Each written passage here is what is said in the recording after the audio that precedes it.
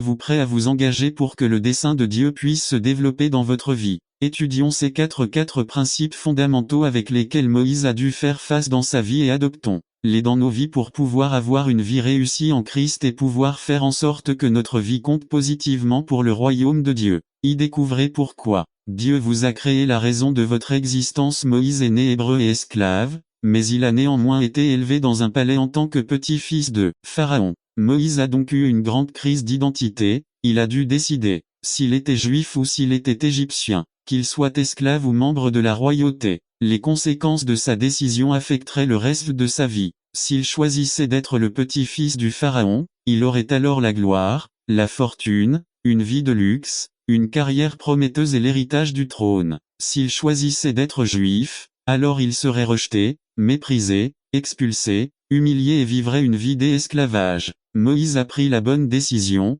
car il refusait de vivre dans le mensonge. Il était un homme intègre et de caractère 24. C'est par la foi que Moïse, devenu grand, renonça à être appelé fils de la fille de Pharaon. N'attendez pas qu'il soit trop tard. Devenez membre de la chaîne Today et bénéficiez de réconfort et de soutien dans les moments difficiles. Cliquez sur le lien dans la description de la vidéo. Mardi 9 avril 2024. Page 2. Le mot démissionner circule. Ce mot signifie renier, rejet. Je n'ai pas laissé la porte ouverte. Il n'y avait aucun moyen de contourner la décision de Moïse. Moïse a insisté pour être celui pour lequel Dieu l'avait créé. Il n'y avait aucun type de pression positive ou négative qui pourrait le faire changer d'avis. Actes 7 22 à 25-22. Et Moïse fut instruit dans toute la sagesse des Égyptiens et il était puissant dans ses paroles et ses actes. 23. Lorsqu'il eut 40 ans, l'idée lui vint de rendre visite à ses frères, les enfants d'Israël. 24. Et quand il voyait quelqu'un qui était maltraité, il le défendait, et frappant l'Égyptien,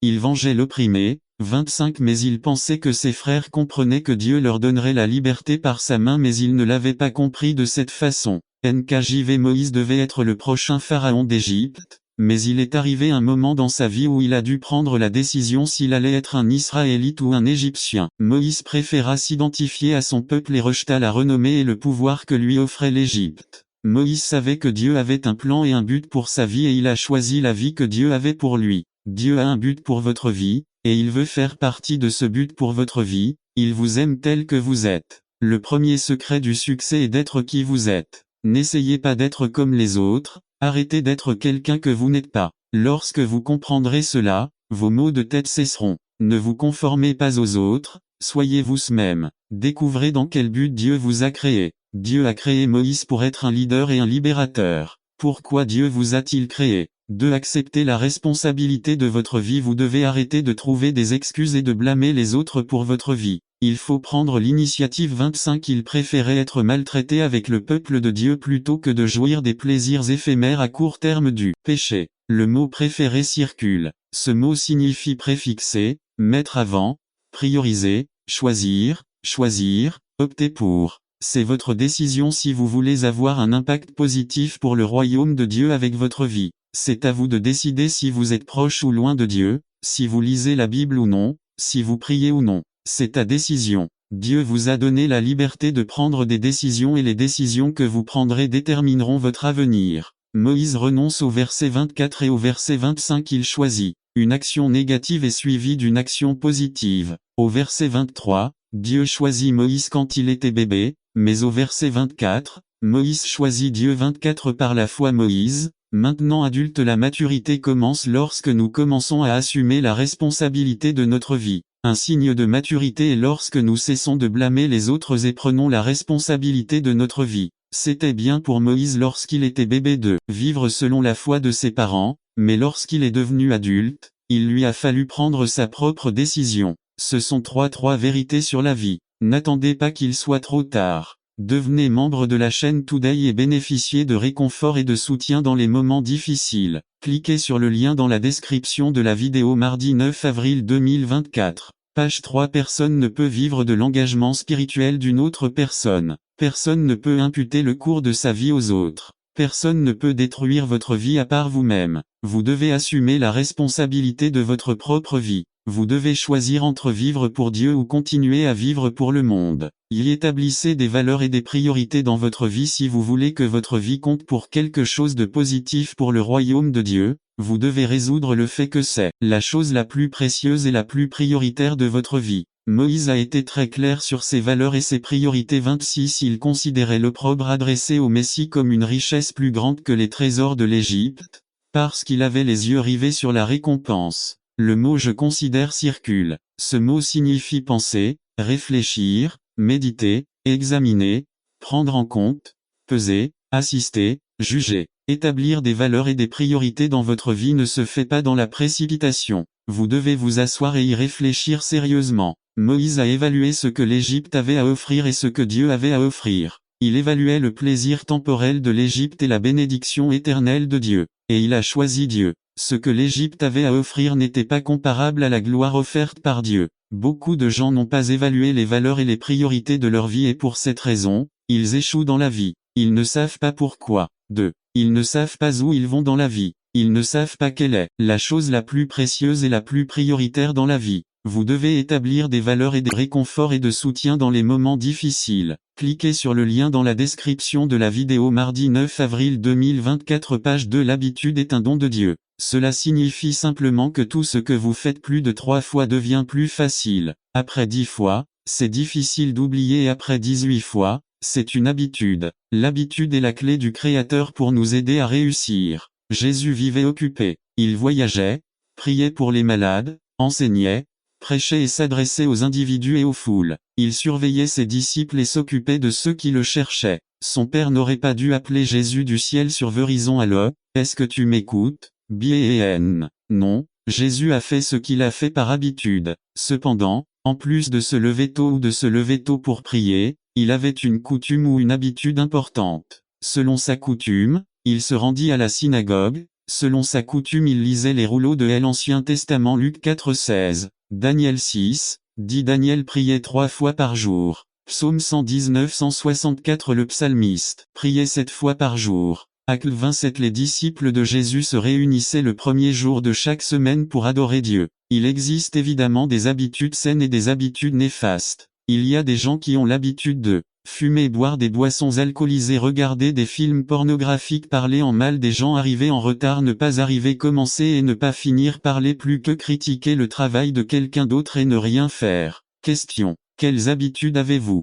Les habitudes de tout leader chrétien devraient être: se lever tôt, prier chaque jour, lire et étudier les Saintes Écritures chaque jour, rencontrer fréquemment ses frères dans la foi, bénir les autres, planifier spontanément, donner du crédit aux autres, etc. N'attendre pas qu'il soit trop tard. Devenez membre de la chaîne Today et bénéficiez de réconfort et de soutien dans les moments difficiles. Cliquez sur le lien dans la description de la vidéo mardi 9 avril 2024 page 3. Ne négligez jamais ces habitudes. Jésus savait que les grands hommes ont simplement de bonnes habitudes. 3. Jésus a fait bien utiliser son temps en prenant soin de son agenda personnel. Saint Jean 11, 1. Un homme nommé Lazare était malade de Béthanie, le village de Marie et de Marthe, sa sœur. 2. C'est Marie, dont le frère Lazare était malade, qui a oint le Seigneur de parfum et lui a séché les pieds avec ses cheveux. 3. Alors elles envoyèrent les sœurs dire à Jésus: Seigneur, celui que tu aimes est malade. 4. Quand Jésus l'entendit, il dit: cette maladie n'est pas mortelle, mais pour la gloire de Dieu,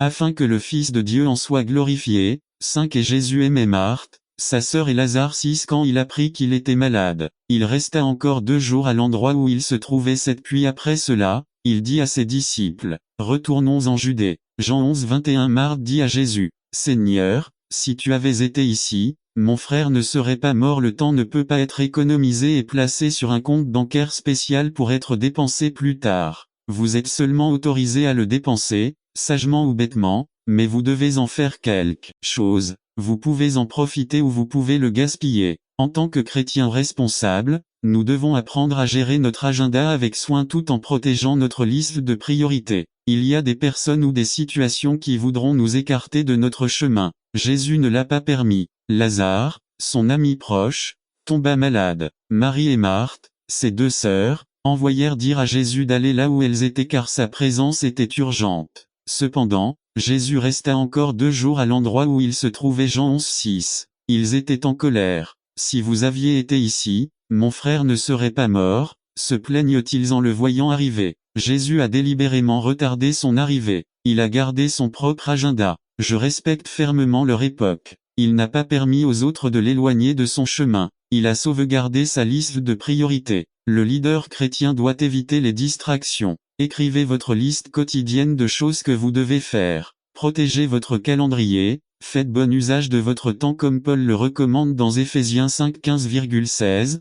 15 Faites donc attention à votre manière de marcher, non pas comme des insensés, mais comme des sages. 16 En utilisant au mieux votre temps, car les jours sont mauvais. 17 Ne soyez donc pas insensés, mais comprenez quelle est la volonté du Seigneur. Horloge, ne marque pas les heures, voilà comment commence une chanson ancienne et bien connue. Cela semble aussi être la phrase que beaucoup expriment directement ou indirectement aujourd'hui. Je n'ai pas le temps. C'est la plainte de la plupart des gens. Tout semble indiquer que beaucoup ne disposent pas de suffisamment de temps 365 jours par an, 7 jours sur 7 ou 24 heures sur 24 pour mener à bien leurs activités et leurs engagements. Ils commencent la journée et n'ont pas assez de temps pour se préparer et aller travailler. Dans le bus, nous voyons les femmes qui finissent de se peindre et de se coiffer. Dans les véhicules, nous avons observé les hommes finir d'ajuster leur cravate. Les gens marchent vite dans les rues, les conducteurs n'attendent pas que le feu passe au vert pour continuer, ils passent au rouge.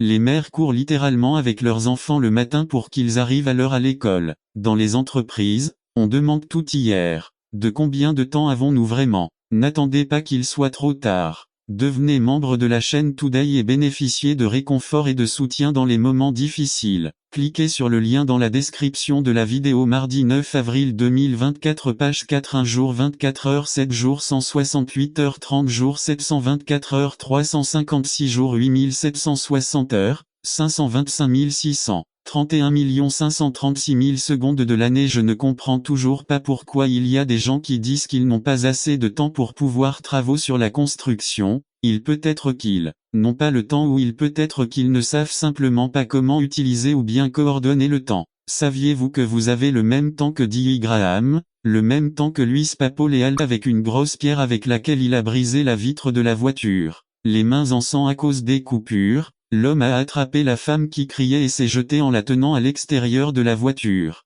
Les deux hommes sont tombés au sol tandis qu'un train venant en sang inverse a complètement détruit la voiture de la femme, qui était garée sur la voie ferrée. Bien qu'elle ne l'ait pas compris et qu'elle se soit même battue avec lui, ce que l'homme persistait à faire lui a sauvé la vie. C'est ça l'évangélisation. Êtes-vous prêt à remplir votre devoir d'évangélisation? Je vais vous demander de formaliser votre engagement. Distribuer des cartes d'engagement pour évangéliser. N'attendez pas qu'il soit trop tard. Devenez membre de la chaîne Today et bénéficiez de réconfort et de soutien dans les moments difficiles. Cliquez sur le lien dans la description de la vidéo. Mardi 9 avril 2024 page 2 À César qu'est-ce que César? À Dieu qu'est-ce que Dieu? Résumé. Un sermon qui examine de plus près cette phrase bien connue et nous raconte son application aujourd'hui. Par Nestor Mangivard. À César ce qu'est César, à Dieu ce qu'est la marque de Dieu. 12-13 à 17 Le jour des impôts approche. La Bible dit directement que nous devons remplir notre obligation de payer les impôts que nous devons. Le verset à mémoriser d'aujourd'hui Luc 20-25 est familier à beaucoup. 3 des auteurs de l'Évangile ont ces mots, et Paul dans la lettre aux Romains parle également de la façon dont nous devons remplir l'obligation des impôts. Romains 13 6 à 7. Il y a beaucoup de controverses à ce sujet.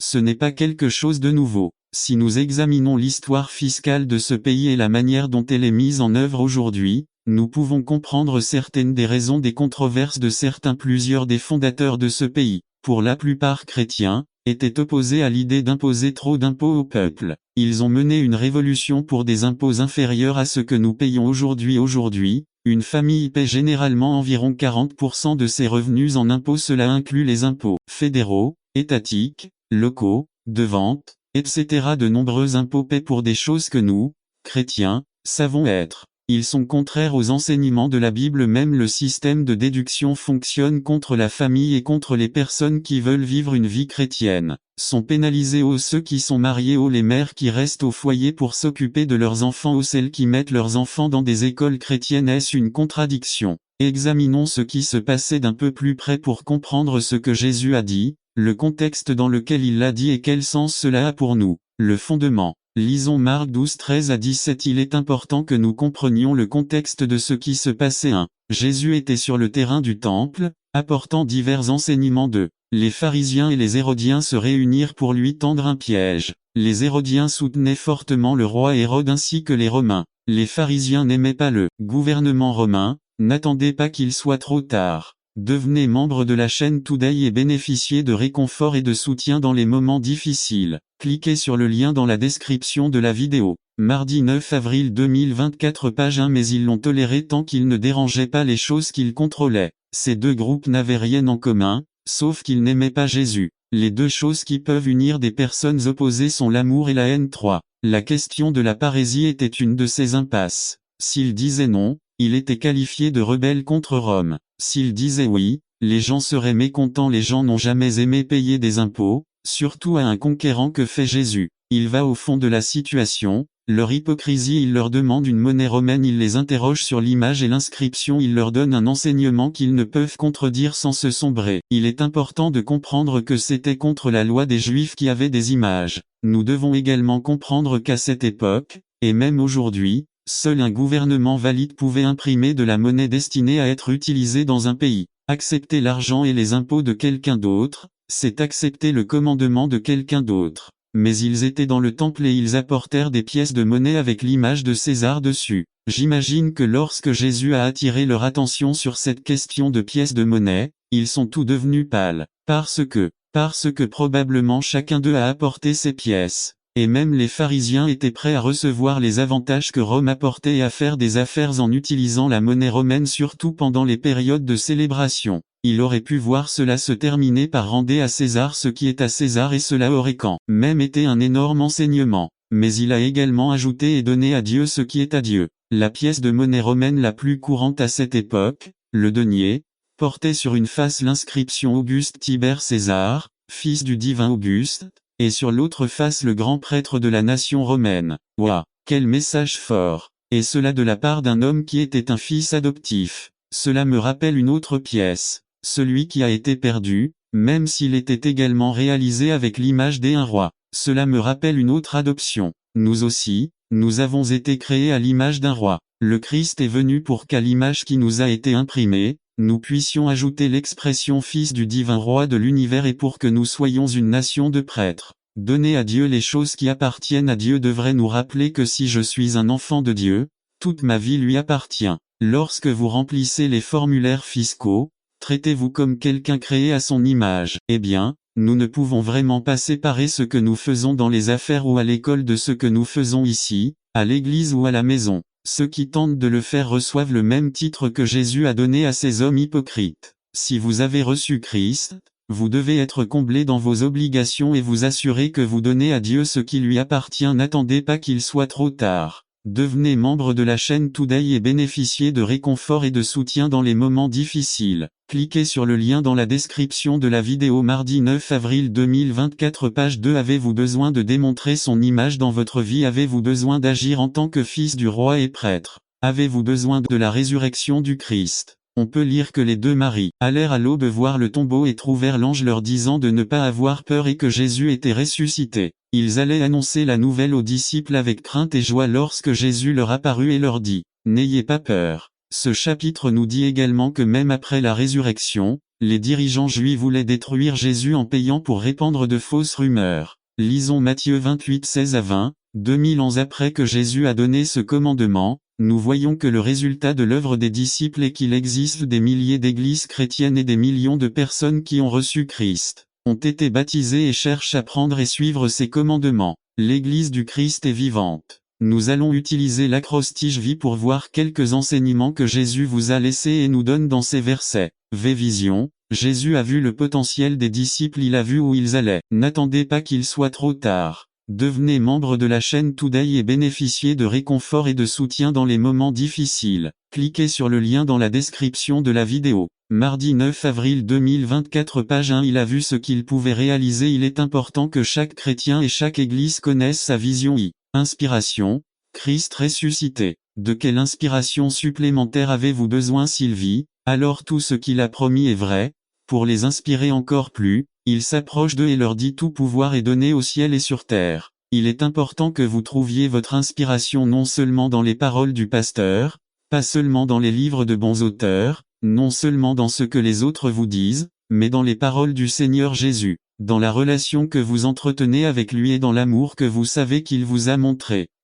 Dévouement. Même un disciple qui avait des doutes a obéi et est parti, Même après avoir tué Esteban, les autres ont continué à avancer même lorsque cela a commencé à leur coûter tout ce qui était important plus tôt dans leur vie. Ils ont continué à faire ce qu'on leur avait dit de faire. Pour avoir l'impact que les disciples ont eu, il leur fallait un dévouement qui ne les abandonne pas lorsque la paresse arrive, ni lorsqu'ils rencontrent des difficultés. Je demande à Dieu de nous donner ce genre de dévouement à notre Église. Courage. La vérité est que souvent la vision n'est pas aussi claire. L'inspiration que vous aviez au début diminue souvent avec le temps. Et même pour les plus dévoués, il arrive des moments où le confort exige plus que le dévouement ne les pousse. Nous avons tous besoin d'encouragement. Quel encouragement de plus pouvons-nous recevoir que les paroles de Jésus? Voici, je suis avec vous toujours, jusqu'à la fin du monde. C'est la vie que Christ est venu nous apporter et la façon dont il veut que nous vivions. N'attendez pas qu'il soit trop tard. Devenez membre de la chaîne Today et bénéficiez de réconfort et de soutien dans les moments difficiles. Cliquez sur le lien dans la description de la vidéo. Mardi 9 avril 2024 page 2. Si tu étais de l'argile dans mes mains. Partie 1 résumé. Comment est-il possible que Dieu demande que moi, son serviteur, soit fait de l'argile? La boue n'est-elle pas quelque chose de méprisable? Par J. Martin Barrault. Masse résultant de l'union de la terre et de l'eau. Boue qui se forme dans les rues quand il pleut. Le Seigneur m'a donné ce message il y a quelques mois lors de la remise des diplômes du Maranatha Bible Institute à Houston, au Texas. Là-bas, il m'a murmuré ces mots à l'oreille. Si entre mes mains tu étais de l'argile. Ma réaction a été surprise et un peu indignée. Comment est-il possible que Dieu me demande, à moi son serviteur, de devenir de l'argile? La boue n'est-elle pas quelque chose de méprisable? Cela m'a rappelé des souvenirs de mon enfance au Mexique. Lorsqu'il pleuvait, les rues devenaient boueuses à cause de la combinaison de la saleté et de l'eau. Les gens essayaient d'éviter de marcher sur la boue et il y en avait même qui la sortaient de chez eux. Avec cette image en tête, j'ai demandé au Seigneur, pourquoi de la boue? Et il répondit, parce que je pourrais faire de vous un récipient utile. La parole de l'Éternel fut adressée à Jérémie, disant, lève-toi et va à la maison du potier, et là je te ferai entendre mes paroles. Et je descendis à la maison du potier, et voici, il travaillait autour. Et le pot d'argile qu'il avait fabriqué s'est gâté dans sa main et il revint et en fit un autre vase, comme il lui semblait préférable de le faire. Alors la parole de l'Éternel me fut adressée, disant, ne puis-je pas vous rendre semblable à ce potier, ô accent circonflexe maison d'Israël dit Jéhovah. Voici, comme l'argile est dans la main du potier, ainsi êtes-vous dans ma main, ô accent circonflexe maison d'Israël. Jérémie 18 1 à 6 à récipient. Récipient de forme et de matériaux divers, destiné à contenir quelque chose ou utilisé comme ornement. Dieu n'a pas besoin de vase pour la décoration. 1. Nulle part dans les Écritures nous ne parlons de vases utilisés comme de simples décorations. Les récipients étaient utilisés pour transporter de l'eau pour la purification. Ils étaient également utilisés pour transporter le sang sacrificiel jusqu'au propitiatoire. Les vases ornementaux sont les moins utiles. Il est vrai que ce sont les plus beaux et les plus soignés, mais ce sont les plus inutiles d'eux. Dieu ne cherche pas des vases parfaits en son temps, il les perfectionnera. Il recherche des vaisseaux utiles. Peu importe à quel point le récipient est laid et indigne, Dieu peut l'utiliser. 3. Dieu recherche des récipients disposés à le faire, à utiliser à tout moment. N'attendez pas qu'il soit trop tard. Devenez membre de la chaîne Today et bénéficiez de réconfort et de soutien dans les moments difficiles. Cliquez sur le lien dans la description de la vidéo. Mardi 9 avril 2024 page 1b à utiliser comme il l'entend. Mais d'abord, ô accent circonflexe homme, qui es-tu pour que tu discutes avec Dieu? Le vase d'argile dira-t-il à celui qui l'a formé, pourquoi m'as-tu fait ainsi? Ou le potier n'a-t-il pas le pouvoir sur l'argile, pour faire de la même masse un vase pour l'honneur et un autre pour le déshonneur? Romains 9 1, 21 4. Les vases inutiles auront une fin désastreuse. Je briserai donc ce peuple et cette ville, comme celui qui brise un vase d'argile, qui ne peut plus être restitué. Jérémie 19 11. De ce que nous ne croyons pas vraiment. Il y a une grande tentation dans nos vies, une fois que nous avons compris la Bible, de nous contenter d'une connaissance superficielle et sans réelle foi dans la doctrine. Il est très facile de comprendre quelque chose, mais très différent de le posséder et d'être possédé par lui. Ne croyons pas avoir bien compris la parole de Dieu si nous ne sommes pas parvenus à la goûter, par l'Esprit Saint, au point de dire que nous l'avons expérimentée. Nos paroles devraient provenir de ce type d'expérience de foi. L'expérience de la foi conduit à des paroles qui à leur tour conduisent à des actions. Imaginez que ce bâtiment soit en feu. Votre conviction vous mènerait à une action rapide, et pendant tout ce temps vous crieriez, Au feu, au feu. C'est ce que dit le psalmiste. Il croit, et donc il parle. C'est si facile de parler de Dieu, n'est-ce pas? Mais celui qui connaît Dieu ne dit pas seulement la vérité. Il croit en la vérité et l'assimile dans sa vie. Que signifie assimiler la vérité? Quand quelqu'un assimile la vérité ou la pratique, nous appelons cela justice, ou faire ce qui est juste. Quand vous lisez la Bible, vous voyez qu'il est dit, allez dans le monde entier et prêchez l'évangile. S'il va ensuite vers son ami et lui parle du Christ, c'est une personne juste. Il pratique la vérité et fait ce qui est juste. Mais si je dis que je suis d'accord et que la Bible est la vérité, mais que je ne parle pas du Christ à mon prochain, ma doctrine est peut-être correcte, mais je suis injuste, parce que je ne vis pas la vérité. Nous pouvons dire la même chose de toutes les doctrines bibliques. Le Christ nous dit, si vous demandez quelque chose en mon nom, je le ferai. Jean 14, 14. Alors on prie. Dieu dit du juste que son plaisir est dans la loi du Seigneur, et il médite sa loi jour et nuit. Psaume 1-2. Sommes-nous saturés de la parole de Dieu? Pratiquons-nous la vérité? Le danger d'écouter sans agir. Le danger dans l'étude de la doctrine et de Dieu est que nous serons prompts à entendre la parole de Dieu, prompts à la connaître et à la reconnaître, mais nous n'arrivons pas à l'embrasser ou à la mettre en pratique. Regardons quelques versets. Jacques 1, 22. Mais mettez la parole en pratique, et ne vous contentez pas de l'écouter, en vous trompant vous-même. 1 Jean 3, 18. Mes petits enfants, n'aimons pas en parole ou avec la langue, mais en action et en vérité. Par exemple, nous disons que nous croyons que Dieu est aux commandes. Nous sommes d'accord avec cette doctrine. Nous disons que nous y croyons. Nous connaissons bien d'autres versets qui parlent d'elle. Nous disons qu'il serait insensé de ne pas croire que Dieu contrôle la situation. Mais en même temps, lorsque survient une tragédie, nous n'attendons pas qu'il soit trop tard. Devenez membre de la chaîne Today et bénéficiez de réconfort et de soutien dans les moments difficiles. Cliquez sur le lien dans la description de la vidéo. Mardi 9 avril 2024. Page 1. Nous nous inquiétons. Lorsque des interruptions surviennent, nous sommes frustrés et en colère. Lorsque nous sommes faussement accusés, nous éprouvons de l'amertume contre cette personne. Nous disons que Dieu est aux commandes, mais nous n'y croyons pas vraiment dans nos vies. Ou bien nous disons que Dieu est bon. Nous pouvons enseigner à un cours la bonté de Dieu, mais quand quelque chose de grave arrive, nous doutons de sa bonté et nous nous demandons comment il a pu laisser cela se produire. Nous disons que Dieu répond à la prière, mais nous nous retrouvons à peine en train de prier. Nous disons que nous devrions méditer sur la parole de Dieu, mais même si nous connaissons sa parole, nous nous trouvons remplis de la communication du monde. Nous connaissons bien l'actualité du jour, d'ici et de l'autre bout du monde, mais peut-on citer les 10 commandements? Pouvons-nous nous souvenir des béatitudes? Nous disons donc que nous aimons la parole de Dieu, mais nous ne l'aimons pas vraiment, mais nous la connaissons plutôt superficiellement. Nous montrons que nous ne sommes que des auditeurs. Toute cette connaissance nous inocule contre la vérité. Nous écoutons encore et encore sans le remplissage du Saint-Esprit, et rejetant l'œuvre de l'Esprit dans nos cœurs, nous nous convainquons qu'il suffit d'entendre la vérité. Mais alors nous commençons à croire que la parole de Dieu est monotone, impuissante et familière. Quand on le lit, il ne nous laisse plus aucune impression. Ce n'est pas un plaisir et cela ne nous donne aucune illusion, mais nous le considérons plutôt comme une responsabilité douloureuse. L'esprit s'éteint et nous devenons des robots intelligents aux vies superficielles. À la lumière de tout cela,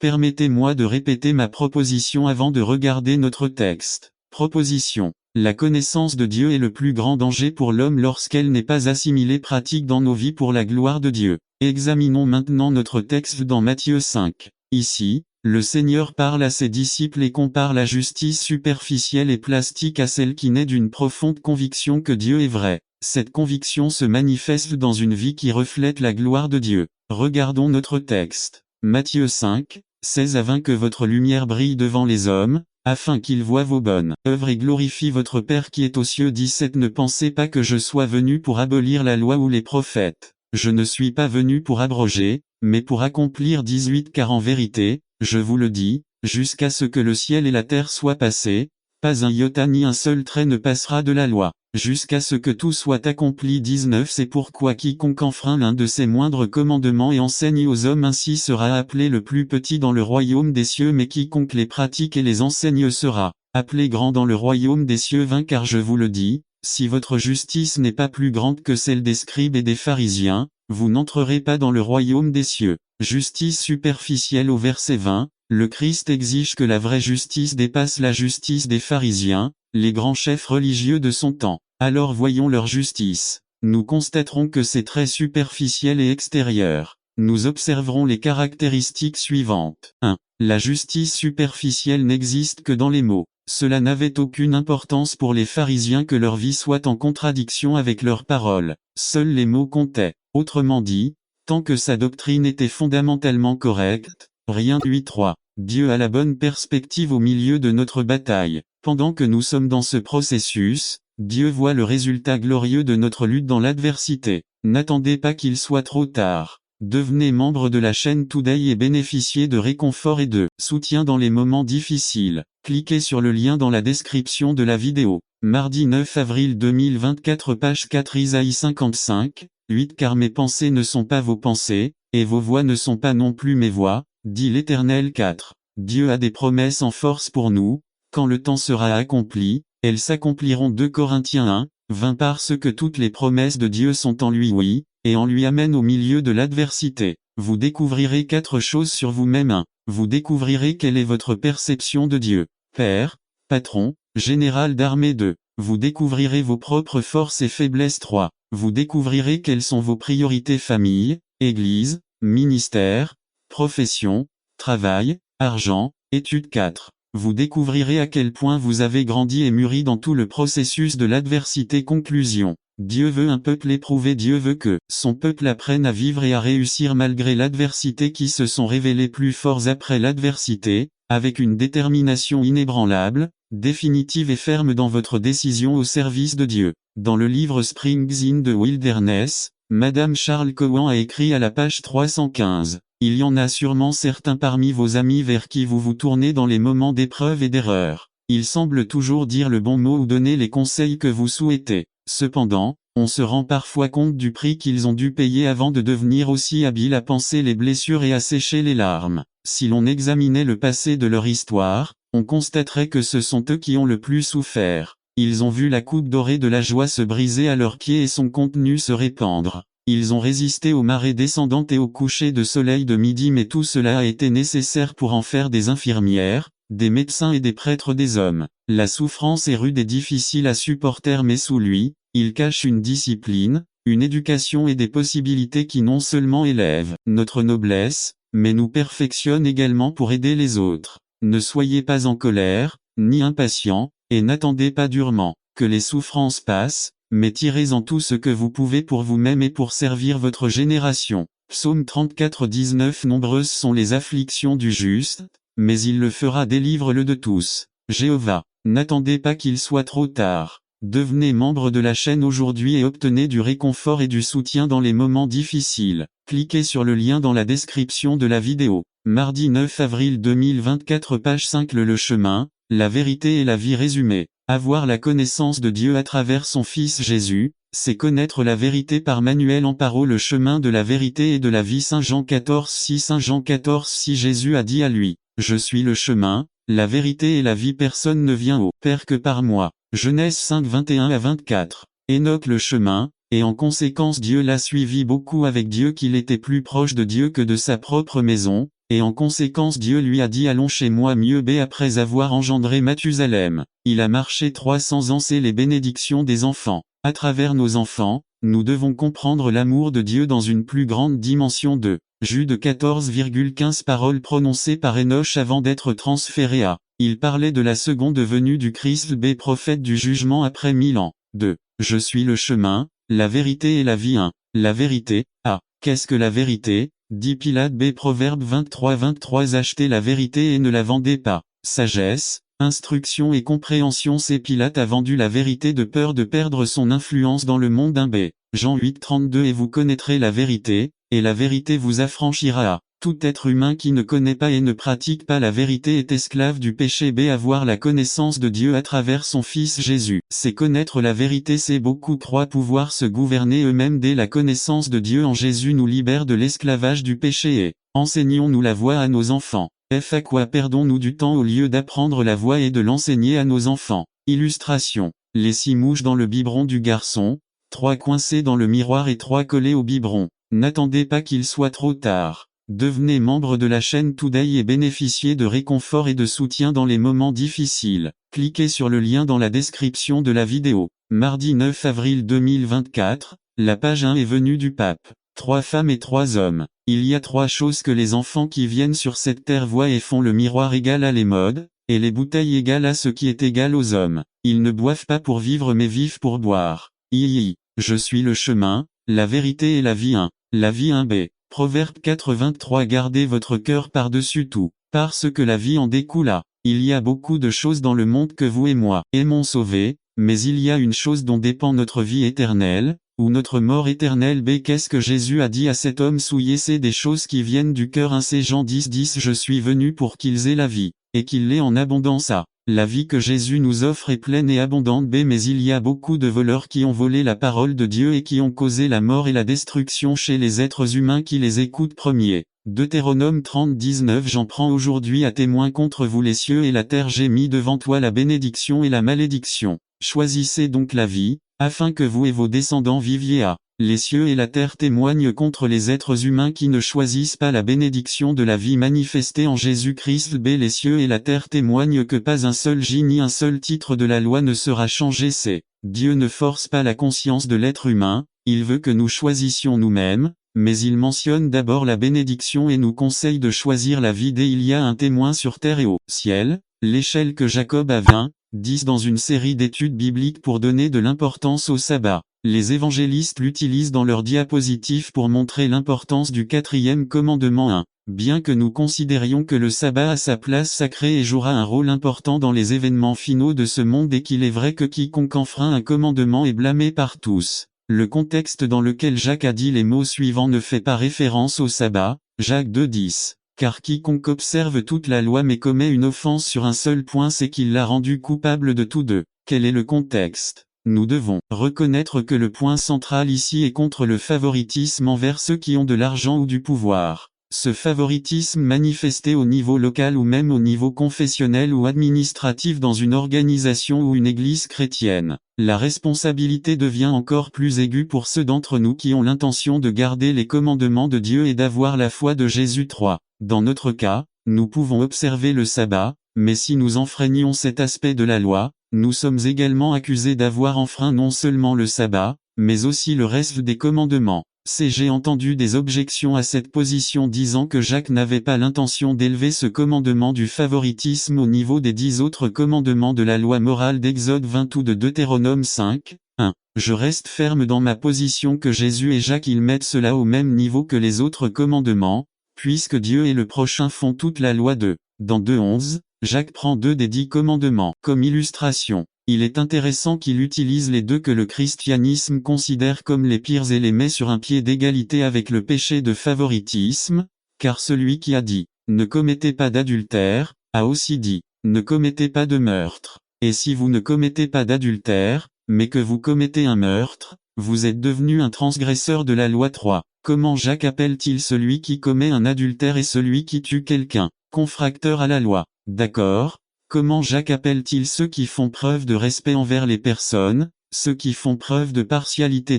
9. N'attendez pas qu'il soit trop tard. Devenez membre de la chaîne Today et bénéficiez de réconfort et de soutien dans les moments difficiles. Cliquez sur le lien dans la description de la vidéo. Mardi 9 avril 2024 page 2. Mais si vous faites des distinctions entre les personnes, vous commettez un péché et êtes condamné par la loi comme transgresseur. 4. Briser le 7e coûte leur emploi à la plupart des employés confessionnels tandis que les autres perdent leur appartenance à l'église. Avez-vous déjà vu quelqu'un perdre son adhésion ou son emploi à cause du favoritisme, du népotisme, du racisme, etc. 5. Non. Mais s'ils ne se repentent pas, ils perdront le ciel, car selon Jacques, celui-ci est aussi un transgresseur de la loi. C'est du lourd. C'est une matière lourde pour un esprit charnel. Il faut le cœur et l'esprit du Christ pour le digérer.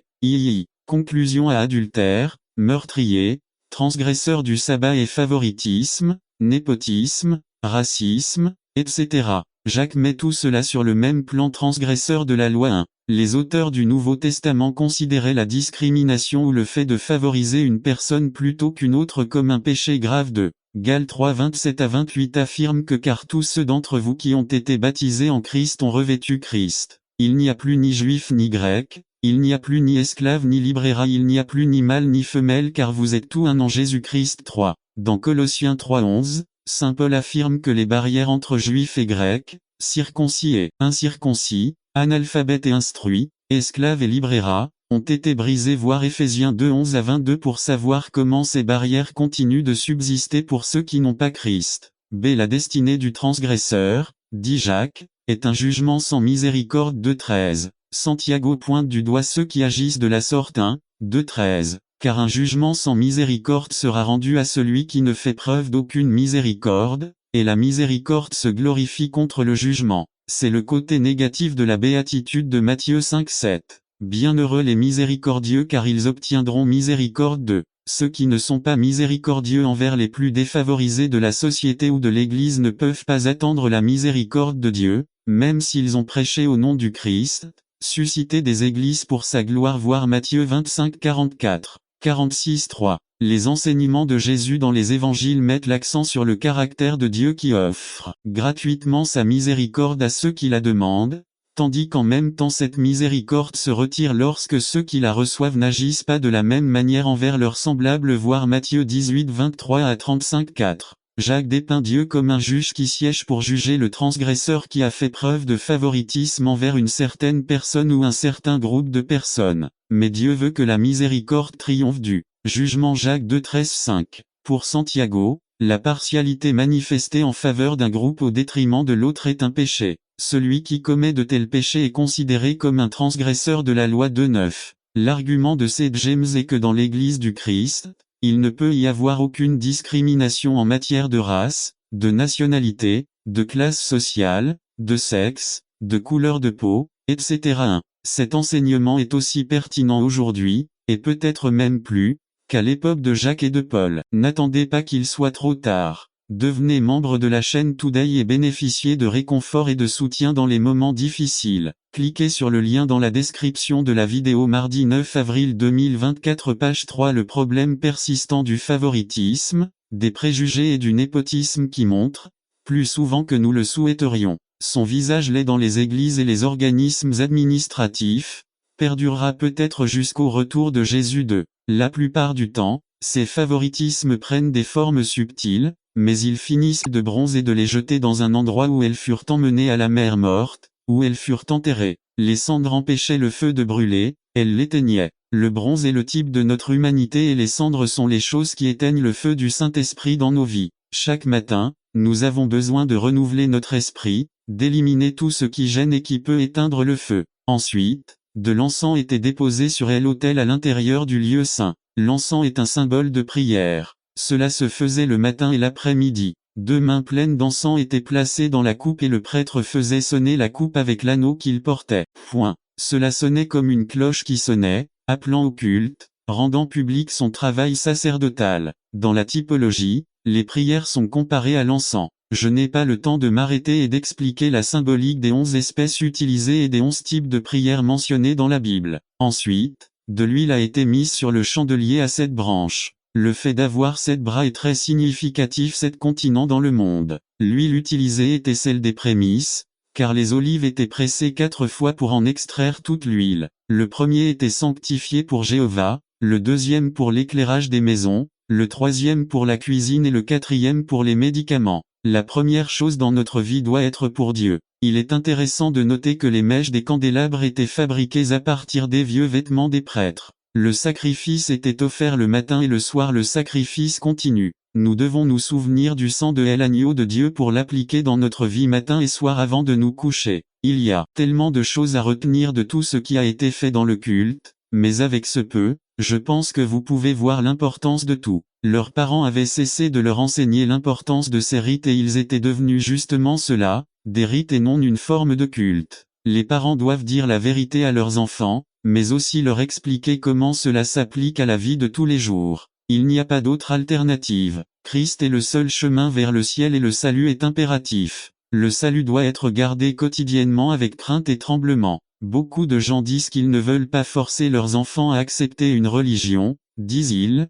Quand ils seront grands, ils sauront choisir. C'est un mensonge du diable. La parole de Dieu dit clairement que l'enfant doit être formé à son métier. Il faut lui inculquer que Dieu surveille tout ce qui se fait. Il faut lui apprendre à aimer Dieu et à lui obéir par amour. 3. La mission du Père 6 à lui. N'attendez pas qu'il soit trop tard. Devenez membre de la chaîne Today et bénéficiez de réconfort et de soutien dans les moments difficiles. Cliquez sur le lien dans la description de la vidéo mardi 9 avril 2024 page 4. Eh bien, pire que de ne pas enseigner les vérités éternelles à vos enfants, c'est de ne pas vivre la vérité quotidiennement. Aimez-vous Dieu par-dessus tout. Faites-vous preuve de foi. Que voient vos enfants chez vous? Est-ce qu'ils voient que vous vous suicidez uniquement pour des raisons économiques? Quelle importance accordez-vous aux programmes télévisés? Si vous vivez comme si le bonheur venait de ce que vous avez, vous leur cachez les vérités de Dieu. Ce qui est pire qu'un parent qui ne dit pas la parole de Dieu à ses enfants, c'est de ne pas avoir la foi. La foi vient en entendant et en entendant la parole. Avez-vous un autel familial? Parlez-vous de la grandeur de Dieu lorsque vous êtes à table? Rendons-vous gloire à Dieu pour ce qui se passe dans votre vie? Ou parlez-vous de votre chance ou de votre malchance? Josué en a compris l'importance. Josué 1:8. Les enfants regardent ce que dit votre vie et écoutent la passion de votre cœur. Vous ne pouvez pas proclamer les vérités de Dieu si les vérités de Dieu n'ont pas été personnellement expérimentées. La meilleure chose qu'un père puisse faire pour sa famille est de marcher avec Dieu. Deutéronome 4:9, disent quelles sont ces merveilles dignes de louange. Ils sont principalement résumés en deux: sa puissance et sa grandeur. Le père, étant celui qui doit transmettre l'histoire à sa famille, doit raconter à ses enfants combien Dieu est puissant et merveilleux. La mission du père est d'inspirer ses enfants par les témoignages qui inspirent sa foi. Le père doit raconter à sa famille les merveilles que Dieu a faites et leur montrer par sa vie la différence que fait cette vérité. Moïse a donné ce conseil aux parents dans Exode 13:8, 14. Père, ta mission est de dire à tes enfants comment Dieu t'a sauvé, comment Dieu t'a racheté et libéré des griffes du diable par le sang du Christ. Votre mission est de parler à vos enfants de la puissance et de la grandeur de Dieu. Parce que le Dieu que vous servez est celui qui a divisé la mer Rouge en deux et le peuple a traversé à pied sec et qui a ensuite couvert l'armée de Pharaon de tout,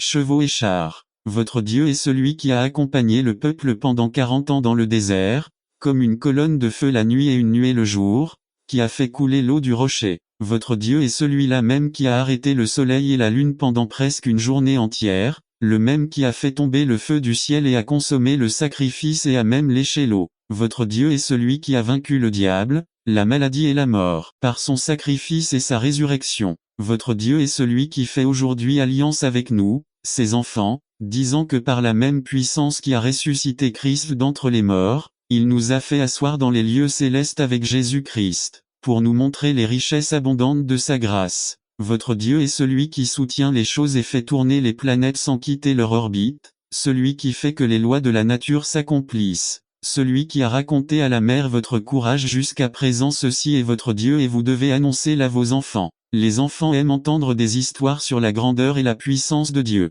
Ils aiment entendre comment Dieu a créé les cieux et la terre et formé l'homme à partir de la poussière de la terre et a insufflé un souffle dans ses narines, lui donnant la vie. Les enfants aiment entendre comment Jésus a guéri l'aveugle et le paralysé. Ils aiment entendre parler de la tendresse de Jésus lorsqu'il parlait à Zachée. Ils s'émerveillent lorsqu'ils entendent qu'il a marché sur l'eau et qu'avec sa voix il a calmé la tempête et qu'avec 5 pains et 2 petits poissons il a pu nourrir 5000 personnes. Le Père doit enseigner à problèmes surviendront dans ce monde, mais il a conquis le monde Yves. Nous devons considérer nos difficultés et nos besoins comme des opportunités permettant à Dieu de démontrer sa puissance. Terminez ce chapitre par une grande proclamation. Lit contre 37 à 39b. Vivez-vous comme un gagnant. Êtes-vous sûr de votre salut? Cela devrait être tout ce dont nous avons besoin pour garantir qu'avec le Christ à nos côtés, la victoire soit certaine. Conclusion. Ne vous battez plus seul. Beaucoup plus fort que vous n'en avez perdu. Bien des pécheurs pires que vous sont devenus victorieux avec Christ à leur côté. N'attendez pas qu'il soit trop tard. Devenez membre de la chaîne Today et bénéficiez de réconfort et de soutien dans les moments difficiles. Cliquez sur le lien dans la description de la vidéo mardi 9 avril 2024 page 2. Ensemble et en mission jusqu'à la fin. Résumé. Dieu a des desseins fermes et bien définis. Rien de ce qui arrive dans nos vies n'est le produit du hasard, mais du plan et du dessein de Dieu. Par Fernando Ocampo. Titre. Ensemble et en mission jusqu'au bout. Texte de Timothée 1:1 à 5. Objectif. En ce jour, les membres de notre Église comprendront que la volonté de Dieu, la promesse de la vie en Christ et la foi, sont les éléments essentiels qui nous maintiennent unis et en mission. Introduction. Dieu a des desseins fermes et bien définis. Rien de ce qui arrive dans nos vies n'est le produit du hasard, mais du plan et du dessein de Dieu. Pour cette raison, l'Église du Seigneur ne devrait pas tant se concentrer sur la connaissance du dessein de Dieu, mais plutôt sur son accomplissement. Laissez-moi vous expliquer.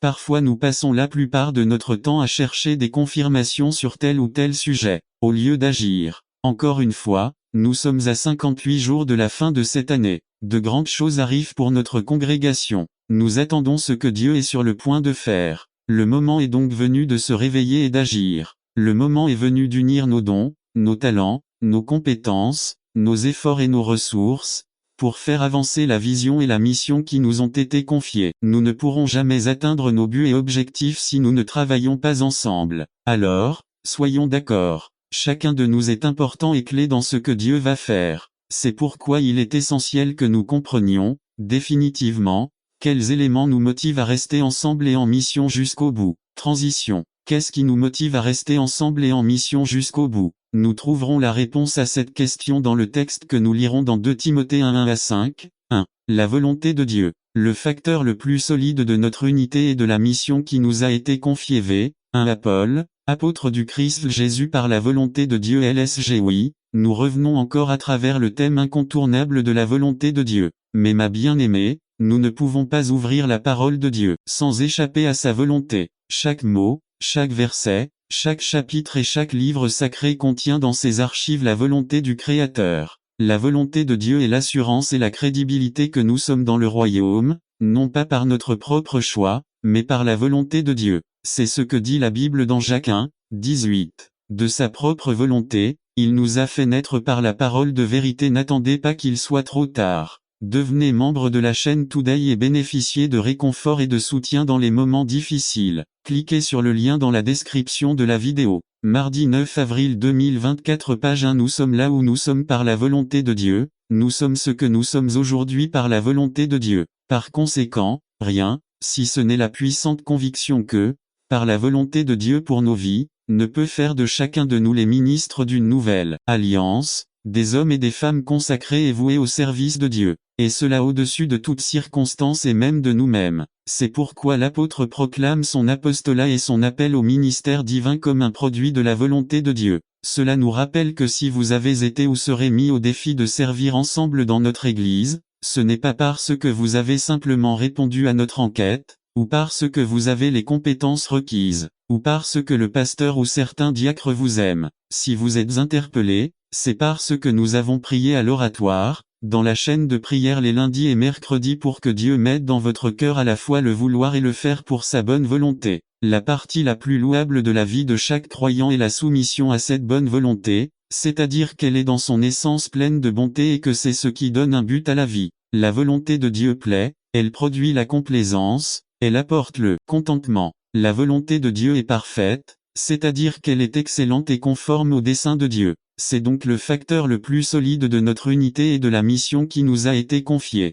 Ce que nous faisons, nous le faisons parce que nous comprenons et sommes sûrs que c'est la volonté de Dieu. Et c'est précisément contre cette volonté que nous nous retrouvons toujours à lutter. C'est contre cette volonté que notre ancienne vie se bat et refuse de se soumettre. James Cran a écrit: notre monde serait bien meilleur et l'Église aurait de bien meilleurs serviteurs si tous les disciples du Christ se souvenaient que répondre à l'appel qui nous invite à faire la volonté de Dieu n'est pas répondre à un commandement rigide et inflexible, mais c'est plutôt, comme le dit Paul, l'aventure joyeuse du don de soi. Je crois que c'est la clé pour rester ensemble et en mission jusqu'au bout. Nous devons comprendre que ce que Dieu nous invite à faire, c'est de faire sa volonté et non de désirer ou d'exercer une position. Dieu nous invite à donner de nous-mêmes pour devenir ministres du Christ. Ainsi, mon frère bien-aimé, lorsque l'Église, le corps du Christ, vous défie et donne son vote favorable, c'est une indication que Dieu vous appelle à le rejoindre afin que vous puissiez faire sa volonté. En tant que pasteur, je crois à la coopération, je ne suis pas d'accord avec l'irresponsabilité, le désordre et le mensonge. Je n'ai pas peur de vous enseigner ce que j'ai appris, je n'ai pas peur de vous dire que j'espère que de notre jeunesse naîtra ce serviteur qui servira ce peuple. Je ne suis pas envieux de voir qu'une femme rentrait chez elle en voiture. Soudain, elle remarqua un gros camion qui s'approchait inconfortablement d'elle. Naturellement, elle a décidé d'accélérer un peu pour garder une distance de sécurité avec le camion. Le chauffeur du camion a fait de même. Effrayée, elle décide de quitter la route, mais le camion continue de la poursuivre. La femme décide de s'engager dans une rue très fréquentée afin de rater le camion dans la circulation dense. Mais le chauffeur du camion ignore le feu rouge et continue derrière la voiture de la femme. Paniquée, elle décide d'entrer dans une station-service et sort en courant de sa voiture en criant à l'aide. À ce moment-là, le chauffeur du camion descend également de son camion et court vers sa voiture. Il ouvre la portière arrière de la voiture de la femme et élimine de force un homme qui se cachait à l'intérieur de la voiture. La femme fuyait la mauvaise personne. Depuis le siège du conducteur, le chauffeur du camion avait découvert l'agresseur. La persécution ne cherchait pas à lui faire du mal mais à la sauver, même au péril de sa propre sécurité. N'attendez pas qu'il soit trop tard. Devenez membre de la chaîne Today et bénéficiez de réconfort et de soutien dans les moments difficiles. Cliquez sur le lien dans la description de la vidéo. Mardi 9 avril 2024 page 3 Vraie et fausse sagesse. Résumé. La sagesse du monde versus la sagesse de Dieu par Carlos Camarena. Vraie et fausse sagesse. Texte. Jacques 3, 17 à 18 Lecture de la Bible. Romains 12, 16 à 18 par Carlos C. Camarena. Introduction. À qui est sage et intelligent parmi vous? Telle était la question que Jacques nous a posée il y a 2 semaines. Jacques 3, 13 à. Question à laquelle nous avons partiellement répondu la semaine dernière lorsque nous avons étudié le concept de fausse sagesse 1. Nous découvrons que pour Jacques, être sage ne signifie pas vaincre sa propre opinion. Voir Romains 12, 16. Le sage biblique est avant tout celui qui le démontre par sa bonne conduite et ses œuvres avec humilité. Jacques 3, 13 b2. La personne sage n'est pas celle qui possède la vérité ou qui croit posséder la vérité ou la doctrine correcte orthodoxie, mais plutôt celle qui pratique ce qui est correct orthopraxie. 3. L'expérience nous a appris que la connaissance ne devient sagesse qu'une fois mise en pratique. Une personne sage ne se reconnaît pas à ce qu'elle croit, mais à la façon dont elle vit. La connaissance intellectuelle sans piété pratique n'a aucune valeur. B. Dans l'étude de ce soir, Santiago garde le meilleur pour la fin. Après avoir décrit la fausse sagesse, cette sagesse qui se développe dans un environnement d'égoïsme et d'égocentrisme, il nous présente maintenant les caractéristiques de la vraie sagesse 1. Contrairement à la fausse sagesse qui est terrestre, animale et diabolique, la vraie sagesse, comme tout don bon et tout don parfait qui vient d'en haut. Jacques 1, 17, vient également d'en haut. Et Céleste 3, 17 2. Jacques, en tant que disciple des traditions de sagesse juive décrites dans l'Ancien Testament et par le judaïsme rabbinique, met l'accent sur l'origine, la source de la sagesse en Dieu. 3. Dans Proverbe 8, par exemple, la sagesse est poétiquement dépeinte comme une dame qui précède la création et qui était avec Dieu pendant les jours de la création. 4. Le juif Jésus, fils de Sirach, écrivant en 190 avant JC a dit: toute sagesse vient du Seigneur Dieu et a toujours été avec lui et a existé avant tous les âges. Ecclésiastique 1.1, version Félix Torres Ama. 2. La vraie sagesse à Santiago ne développe pas davantage sur l'origine de la sagesse. Il dit simplement,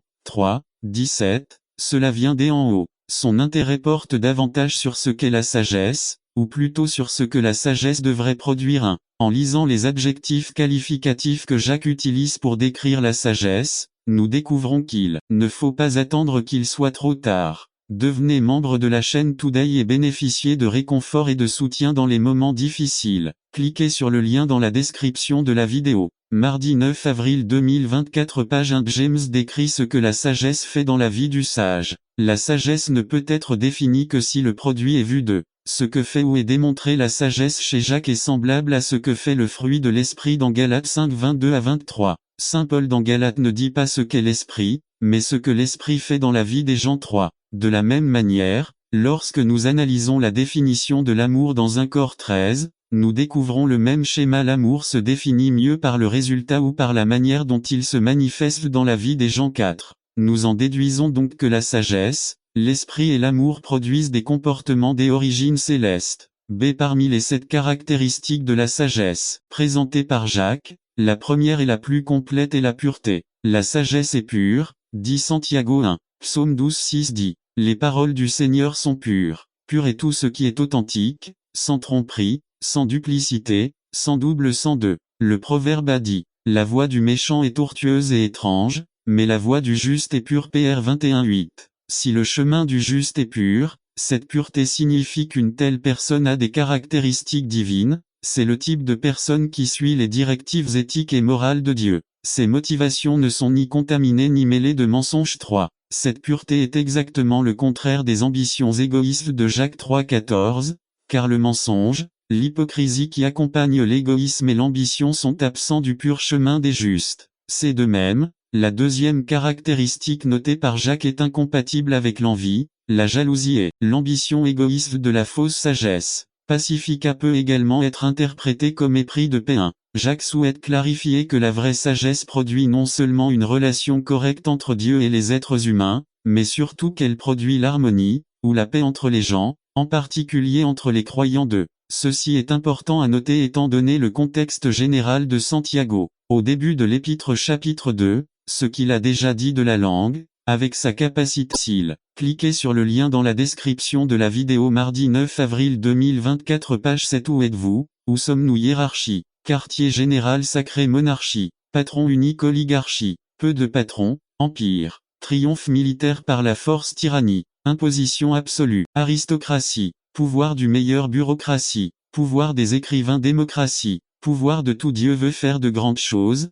Petits gens ne laissez personne voler votre rêve. Phrase célèbre de Minor Varga. www.minor.com. N'attendez pas qu'il soit trop tard. Devenez membre de la chaîne Today et bénéficiez de réconfort et de soutien dans les moments difficiles. Cliquez sur le lien dans la description de la vidéo. Mardi 9 avril 2024 page 8 Leadership à la manière de Jésus résumé. Introduction. Les chrétiens ont Jésus-Christ non seulement comme notre sauveur, mais aussi comme notre modèle dans tous les domaines de la vie. En tant que dirigeants chrétiens, nous devons prendre l'exemple de Jésus et connaître les secrets de son leadership pour les incorporer dans par Dr Minor Varga. Un leadership à la manière de Jésus, le modèle parfait de Jésus de leadership irréprochable. Dr Minor Varga. 1 Pierre 2 21 à 24 21. Pour cela vous avez été appelés, parce que le Christ a aussi souffert pour nous, nous laissant un exemple. Modèle parfait. Upogrammo, grec méthode d'enseignement pour que vous suiviez ses traces. 22 Il n'a commis aucun péché et aucune tromperie n'a été trouvée dans sa bouche. 23 Quand il le maudissait, il ne répondait pas par une malédiction.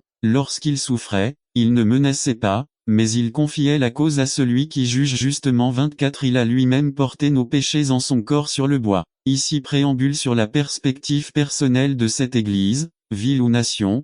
Préambule selon le guide de l'Esprit. Introduction. Les chrétiens ont Jésus-Christ non seulement comme notre Sauveur et Seigneur, mais comme notre exemple ou modèle dans tous les domaines de la vie. En ce sens, en tant que dirigeants chrétiens, nous devons prendre l'exemple de notre Seigneur et connaître les secrets de son leadership pour les incorporer dans le ministère. Le privilège ou la responsabilité ecclésiastique que nous avons. Il faut alors connaître, d'une part, la personne de Jésus et, d'autre part, les principes qu'il a mis en mouvement. La puissance combinée de ces deux influences nous amènera à jouir d'une vie chrétienne victorieuse et d'un leadership chrétien victorieux. 1. Jésus a passé du temps à planifier. Jean 2, 4 Jésus lui dit, « Qu'as-tu avec moi, femme? Mon heure n'est pas encore venue. » Luc 14, 28 à 31 28 Parce que lequel d'entre vous, voulant construire une tour, église, ministère, projet d'évangélisation, etc. ne s'assoit pas d'abord et calcule les dépenses,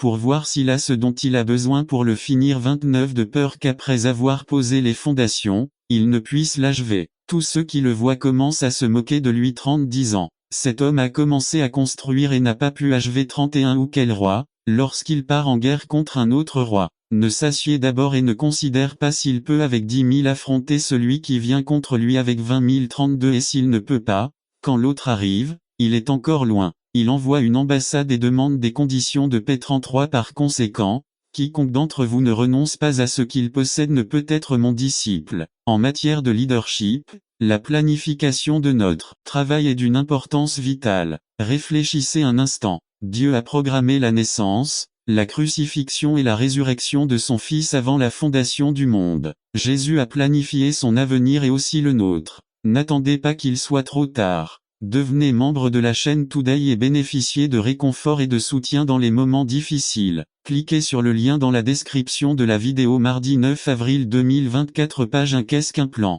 Un plan est une liste écrite d'actions ordonnées et datées pour atteindre l'objectif souhaité. Habacuc 2, Nive. Habacuc reçut l'ordre. Écrivez la vision et faites-la ressortir clairement sur les tablettes, afin qu'elle puisse être lue immédiatement. Habacuc 2 LSG écrivez ce message, la vision enregistrez-le lisiblement sur des tablettes, afin que celui qui l'annonce puisse le lire facilement. La planification est le point de départ de chaque rêve ou objectif triomphe, de chaque ministère ministériel succès. Apocalypse 19:9. Cela me semble fascinant que Dieu programme un repas, le souper des noces de l'agneau, 6000 ans à l'avance. Ou est-ce que cela est la même que tenez-vous dans les chemins et demandez l'ancien chemin, quelle que soit la direction que vous prendrez. Noé a planifié la construction de l'arche. Il n'aurait pas réussi s'il n'avait pas pris le temps de planifier. Pour planifier la construction du temple des Israélites d'Égypte, il a pris le temps nécessaire pour planifier le tabernacle. Paul a planifié ses voyages missionnaires et l'établissement d'églises dans les villes qu'il a visitées. N'oubliez pas, un plan est une liste écrite d'actions ordonnées et datées pour atteindre l'objectif souhaité. Quand il commence, son développement et quand il se termine. Comment y parvenir? Plan A, B, C, etc.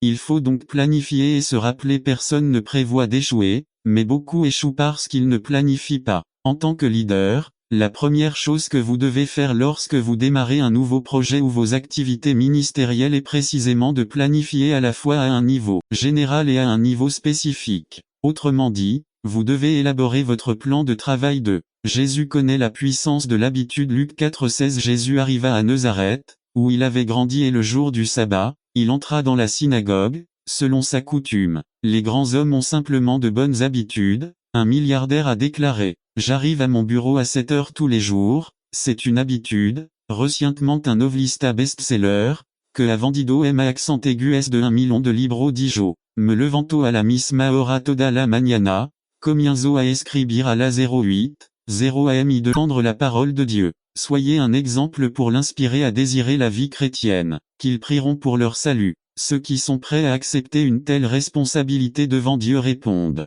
avec l'aide de Dieu, nous le ferons. Le ministre prendra le bébé dans ses bras. Non, nous te dédions à Dieu le Père, le Fils et le Saint-Esprit. Je vous oins d'une huile qui est un symbole du Saint-Esprit, sous la protection et la direction duquel nous vous scellons. Jéhovah vous bénisse et vous garde. Que sa face brille sur vous et vous rende miséricordieux. Laissez le Seigneur lever sa face vers vous et vous donner la paix. Autorisé par la parole de Dieu et en tant que ministre de Jésus-Christ, j'affirme que, si nous accomplissons fidèlement notre promesse aujourd'hui, Dieu, par son Saint-Esprit, apportera la conviction dans la vie de cet enfant lorsqu'il atteindra l'âge de conscience. Il vous fera également connaître l'amour de son Fils Jésus-Christ. Il vous bénira et vous guidera tout au long de votre vie. Pour conclure cet acte, remettez le bébé à la mère. Dites une prière improvisée pour les parents. Vous pouvez conclure avec un cantique approprié. N'attendez pas qu'il soit trop tard. Devenez membre de la chaîne Today et bénéficiez de réconfort et de soutien dans les moments difficiles. Cliquez sur le lien dans la description de la vidéo. Mardi 9 avril 2024, page 2. Qu'est-ce qui ne va pas avec Halloween? Résumé. Même certains pasteurs et ministres se déguisent en diable, juste pour divertir leurs enfants dans les églises. Oh, comment le païen est entré dans nos églises, quand nous avons été appelés à être lumière, et si la lumière qui est en nous est l'obscurité, à quoi ressembleront-elles? Par Gilles Roman. Qu'est-ce qui ne va pas avec Halloween? Éphésiens 5:1-20. Capitaine Gilles Roman, pasteur Bellflower, Temple Bellflower, ça 90 706. Introduction. Même certains pasteurs et ministres se déguisent en diable, juste pour divertir leurs enfants dans les églises. Oh, comment le païen est entré dans nos églises, lorsque nous avons été appelés à être lumière, et si la lumière qui est en nous est ténèbres, à quoi ressembleront les ténèbres? 1. Éphésiens 5:11. Ne participez pas aux œuvres infructueuses des ténèbres, mais réprimandez-les plutôt. 2. Qu'est-ce qui ne va pas avec Halloween? 3. Est-ce mauvais pour les chrétiens de participer à cela? 4. Est-ce un jeu innocent? 5. Que dit la Bible à ce sujet? 6. Ne serait-il pas préférable de célébrer la Toussaint? Halloween a une origine pagienne. À l'American Pop, l'encyclopédia dit: Halloween, le dernier jour d'octobre, et les vêpres la veille la Toussaint de l'Église chrétienne. L'origine des coutumes d'Halloween est le prêtre d'une religion païenne celtique, membre des ordres païens de Grande-Bretagne, d'Irlande et de Gaule, ont célébré le 31 octobre, la veille de la fête de Samhain, la période de l'année où le bien et le mal étaient réunis, les esprits hantaient la terre. C'était une nuit de fantômes et de gobelins où des feux de joie étaient allumés et où l'avenir était deviné, et où les sorcières volaient dans le ciel. Les druides croyaient que le 31 octobre, Le dernier jour de l'année dans l'ancien calendrier celtique, le Seigneur de la mort rassembla les âmes des morts qui avaient été forcés de pénétrer dans le corps d'animaux et décida des formes que les chats devraient prendre l'année suivante. Ils étaient sacrés car on pensait qu'ils étaient des humains transformés par l'avoir commis le mal. Bien que les druides aient été interdits par les Romains pendant leur règne en Angleterre, les coutumes d'origine druidique se sont développées en Irlande, en Écosse et en Angleterre. L'utilisation de fruits et de noix à Halloween dérive de la fête romaine de Pomona, la déesse des arbres fruitiers. N'attendez pas qu'il soit trop tard. Devenez membre de la chaîne Today et bénéficiez de réconfort et de soutien dans les moments difficiles. Cliquez sur le lien dans la description de la vidéo. Mardi 9 avril 2024 page 1. Les colonisateurs et les immigrants ont apporté leurs coutumes avec eux aux États-Unis. Les fêtes d'Halloween modernes comprennent des masques, l'éclairage de citrouilles-lanternes, des fêtes et des friandises. La destruction de choses comme méfaits à Halloween est une corruption d'une ancienne croyance dans le pouvoir des sorcières un terme vieil anglais, Halloween, bien que ces traditions soient dérivées du culte païen. Une source importante des coutumes d'Halloween était la religion des druides pré-chrétiens de Gaule et de Bretagne. Les anciens Britanniques honoraient leur dieu soleil avec des feux de joie à cette époque de l'année en hommage à la lumière apportée par leur récolte et qui marquait le début de l'hiver. Ils saluèrent également sa main, le Seigneur de la mort, qui, croyait-on, maintenait ensemble les âmes des morts de l'année qui avaient été confinés dans des corps d'animaux en guise de punition pour leurs péchés. Les gobelins, les sorcières et les mauvais esprits sont une autre contribution des druides. On croyait que dans la nuit du 31 octobre, ces créatures parcouraient la terre à l'état sauvage, brillant au retour de leur saison d'hiver et d'obscurité. Ils tourmentaient les pauvres mortels, qui, à leur tour, leur versaient des pots de vin sous forme de nourriture et de friandises pour assurer la sécurité de leur maison et de leur personne. Leur apparition était accompagnée de bruits étranges et d'astuces étranges, et les humains se joignaient souvent à eux, ne serait-ce que pour se protéger. Il est facile de voir, dans ces croyances et pratiques la source de nos coutumes d'Halloween, les personnages masqués, le trick-or-treat offrez-moi un cadeau, ou je vous ferai une farce, les feux de joie, et même les citrouilles allumées que l'on trouve dans toute l'Europe centrale à l'Halloween, qui semble être une combinaison d'esprits malveillants et de feux bien. Quelques principes pour les pratiques chrétiennes. 1. Glorifie-t-il Dieu 1 Corinthiens 10 31 2. Ne soyez pas une pierre d'achoppement pour les autres. Romains 14 19 à 21 3. Soyez des imitateurs de Christ Éphésiens 5 1 4. Est-ce que cela me construit 1 Pierre 2 5, 9 5. Détournez-vous de ce qui est impur 2 Corinthiens 6 14 à 17 b. Qu'est-ce qui ne va pas 1. Cela glorifie Satan sacrifice la nuit d'Halloween 2. C'est une pierre d'achoppement pour les autres 3. Faites appel à Satan 4. Détournez vos pensées de ce qui est pur Philippiens 4. Lui n'attendez pas qu'il soit trop stagnation. Proposition. Ce passage m'apprend que la conquête de notre héritage nécessite une décision ferme. Ainsi pour prendre possession de la terre promise il faut prendre en compte les éléments suivants 1. Abandonner la négligence 18. 3a. C'est simplement laisser nos responsabilités de côté. Il faut attendre plus longtemps que nécessaire pour faire quelque chose. Ce passage montre comment la négligence a empêché les autres tribus d'obtenir leur héritage. Ce n'était pas que Dieu ne voulait pas le leur donner, c'était qu'ils avaient attendu trop longtemps pour obtenir la bénédiction. La négligence est la mère des indécis. Les indécis croient que la meilleure façon d'éviter de commettre des erreurs est de ne pas prendre de décision. J. Lepra LP Grande Seital. Slow page 29. Alors n'attendez pas le moment idéal car il ne viendra jamais. N'oubliez pas que plus vous attendez, plus il vous faudra du temps pour posséder ce que Dieu vous a déjà donné. 2. Exterminer complètement ce qui m'empêche de vivre une vie prospère 18.3 BLABD. Une vie prospère est une vie féconde qui jouit du bien-être que Dieu procure. Une personne prospère est celle qui réalise ce qu'elle entreprend parce qu'elle a la faveur de Dieu. Une vie prospère est celle qui vit au-delà de l'ordinaire voir Jean 10.10. La négligence avait fait que certaines tribus d'Israël n'avaient pas pu célébrer la conquête de la terre promise comme les autres. En attendant le moment opportun, ils n'avaient pas exterminé les habitants du pays que Dieu leur avait donné. Pour vivre une vie prospère, nous devons exterminer tout ce qui nous prive de la bénédiction de Dieu. Laissez de côté le doute, l'insécurité personnelle, la peur de l'échec, l'indécision, etc. N'attendez pas qu'il soit trop tard. Devenez membre de la chaîne Today et bénéficiez de réconfort et de soutien dans les moments difficiles. Cliquez sur le lien dans la description de la vidéo. Mardi 9 avril 2024 page 1. 3. Accepter la bénédiction de Dieu pour ma vie malgré qui je suis 18. 3 c. La bénédiction et le bien-être et la prospérité. C'est le désir de Dieu pour chaque personne. Accepter, c'est recevoir volontairement et ouvertement quelque chose. Dans ce cas, c'est recevoir ouvertement la bénédiction de Dieu pour ma vie. Accepter la bénédiction de Dieu, c'est alors mettre de côté toutes les idées fausses sur Dieu et croire que son désir est mon bien-être. Malgré qui je suis, c'est parce que beaucoup de gens se considèrent indignes de la bénédiction de Dieu. Son estime de soi est si faible qu'il considère que Dieu peut bénir d'autres que lui. Le cas de Mephibosheth devant le roi David en est un exemple clair. Il se considérait comme un chien mort 2 Samedi 9-8.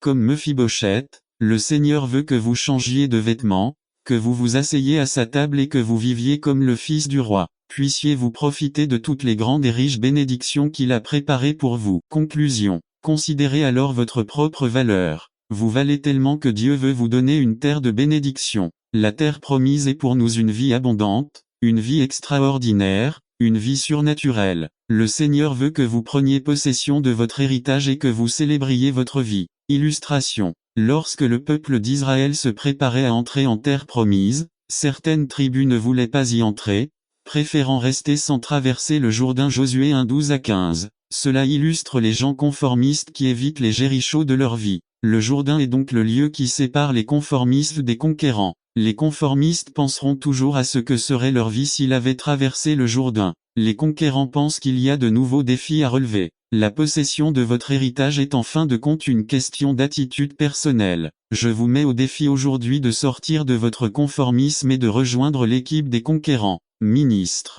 Aidez les gens à renoncer à la négligence, au conformisme, à l'insécurité personnelle, à la peur de l'échec, au doute, à l'indécision. Puis reconnaître le désir de Dieu comme roi qui veut que nous nous asseyions à sa table, et acceptions notre place d'enfant. N'attendez pas qu'il soit trop tard. Devenez membre de la chaîne Today et bénéficiez de réconfort et de soutien dans les moments difficiles. Cliquez sur le lien dans la description de la vidéo. Mardi 9 avril 2024 page 2 Faire un champion, inspiration. Partie 1 Résumé. Il y a certaines choses que tous les champions olympiques ont en commun. Ils s'entraînent beaucoup, sacrifient beaucoup pour réussir et concourent toujours avec un prix en tête. Cependant, je suggérerais que les champions aient par Joshua Pinto créé un champion inspiration. Partie 1 Hébreux 12:1-3 C'est pourquoi, puisque nous sommes environnés d'une si grande nuée de témoins, rejetons aussi tout fardeau et tout péché qui nous assiège, et courons avec persévérance dans la course qui nous est ouverte, fixant nos yeux sur Jésus, l'auteur et le perfectionneur de notre foi, qui, pour la joie qui lui était proposée, a enduré la croix, méprisant l'ignominie, et s'est assis à la droite du trône de Dieu. 3 Considérez celui qui a souffert une telle contradiction des pécheurs contre lui-même, afin que votre esprit ne se lasse pas jusqu'à ce que vous vous évanouissiez. LSG Il y a certaines choses que tous les champions olympiques ont en commun. Ils s'entraînent beaucoup, sacrifient beaucoup pour réussir et concourent toujours avec un prix en tête. Cependant, je dirais que les champions ont encore une chose en commun, ils ont une source d'inspiration. Si nous désirons vraiment être des champions spirituels, il serait alors sage d'observer l'importance de l'inspiration dans la carrière chrétienne. Il y a une histoire de champions. Hébreux 12:1 C'est pourquoi nous aussi, puisque nous sommes environnés d'une si grande nuée de témoins, à l'inspiration peut venir de ceux qui ont couru avant nous, Joseph qui a vaincu la tentation sexuelle, Joshua, qui a fait face à des défis difficiles, Moïse qui était appelé à des tâches ardues, Abraham, un homme qui a fait des pas de foi importants, Noé qui a cru Dieu. L'inspiration peut aussi venir de ceux qui courent avec nous. 2 Une attente stimulante. Hébreux 12:1 Rejetons tout fardeau et le péché qui nous assiège, laissons de côté ces choses qui nous arrêtent, qui ne nous permettent pas. Presque tous les aspects de la signification de la mort du Christ sont anticipés. Regardons d'abord ce que Dieu nous enseigne à travers les pages de l'Ancien Testament. Il est sacrifice dans l'Ancien Testament. À certains disent que les sacrifices ont commencé dans Genèse 3:21-1. Si Dieu leur a fait des tuniques en peau, où a-t-il obtenu la peau d'eux? Les tuniques servaient à couvrir leur nudité, qu'ils reconnaissaient à cause du péché. B Dans Genèse 4:4, nous voyons qu'Abel a amené des brebis devant le Seigneur comme une offrande agréable. C Dans Genèse 8:20, nous voyons que Noé a construit un autel et sacrifié aux animaux. C'étaient des animaux propres. N'attendez pas qu'il soit trop tard. Devenez membre de la chaîne Today et bénéficiez de réconfort et de soutien dans les moments difficiles. Cliquez sur le lien dans la description de la vidéo. Mardi 9 avril 2024 page 1d. Nous avons le premier passage clé dans Genèse 22, 1 à 19 1. Quelques commentaires. À Jéhovah testé Abraham v. 1. Le sacrifice d'enfants était courant à cette époque, mais il ne venait pas de Dieu. B. Isaac était le fils unique d'Abraham v. 2. C'est la question d'Isaac et la réponse d'Abraham v. 7 à 8 2. Ce sacrifice était un avant-goût du grand sacrifice de Jésus-Christ à le fils unique Isaac. Le fils unique Jean 3,16 b. Le lieu pays de Morija, dont je vous parlerai des montagnes V2. C'était l'endroit où, plus tard, Salomon construisit le temple de Cron 3,1. C'était près de l'endroit où, plus tard, le Christ mourait sur la montagne du Calvaire. C'est les événements. Un agneau est mort à la place d'Isaac. Dès le nom du lieu, Jéhovah pourvoira, sur la montagne de Jéhovah il sera pourvu. V 7 à 8. 14. Nous avons dans Exode 12 1 à 28 le deuxième passage clé 1. Quelques commentaires à le contexte du passage. B. Le sens de la célébration de la Pâque, libération de l'esclavage en mémoire. V 14 2. Ce sacrifice était une avant-première du grand sacrifice de Jésus-Christ. À le sacrifice d'un agneau à la place du fils premier-né. B. L'application du sang. Le sang est important. Lev 17h11. C'est la provision de salut de Dieu. Jéhovah passera par la porte. Le sens de ceci 2:32. 11 Volt 23. Ne laisse pas entrer la mort. F. Le reste de l'Ancien Testament, plein de sacrifices. 1. Dans le tabernacle et temple 2. Il ne pouvait pas enlever le péché, mais seulement le couvrir jusqu'à. N'attendez pas qu'il soit trop tard. Devenez membre de la chaîne Today et bénéficiez de réconfort et de soutien dans les moments difficiles. Cliquez sur le lien dans la description de la vidéo. Mardi 9 avril 2024 page 2. 3. Enfin, le sacrifice parfait arrive dans le Nouveau Testament 2. Le grand sacrifice de Christ. À Christ est appelé l'agneau de Dieu dans Jean 1 29 et 25 fois dans Apocalypse 5 6 à 12 1. Il devait être parfait, sans tache.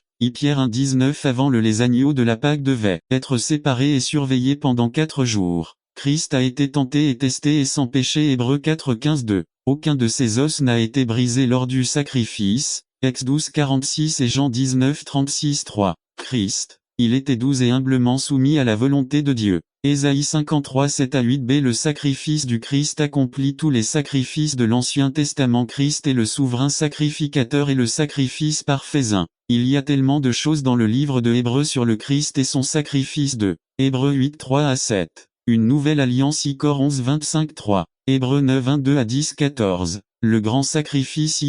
Pourquoi célébrons-nous la scène du Seigneur? Le Christ l'a institué lorsqu'il a célébré sa dernière Pâque avec ses disciples. Luc 22 7 à 20 b. Dans le but de se souvenir et d'annoncer sa mort jusqu'à son retour. Corinthiens 11 23 à 26 IV. Application. Les Israélites appliquèrent le sang de l'agneau pour se sauver de la mort du premier-né lors de la première Pâque. Avez-vous appliqué le sang du Christ à votre vie? Avez-vous fait confiance à lui et à sa mort pour votre salut? B. Le levain ou péché 1. Avant de célébrer la Pâque, tout le levain devait être retiré de la maison, et après la Pâque, pendant 7 jours, aucun levain ne devait être mangé. Exode 12 2. Cela s'applique au péché dans Corinthiens 5 6 à 8 3. Demandons au Seigneur de nous examiner. Psaume 139 23 à 24 4. Vivons dans la sainteté et sans le levain du péché dans nos vies. Nous ne sommes plus esclaves du péché. Célébrons la scène du Seigneur, en nous rappelant tout ce qu'elle signifie, en gardant ceci à l'esprit. 1. Vous devez être croyant. 2.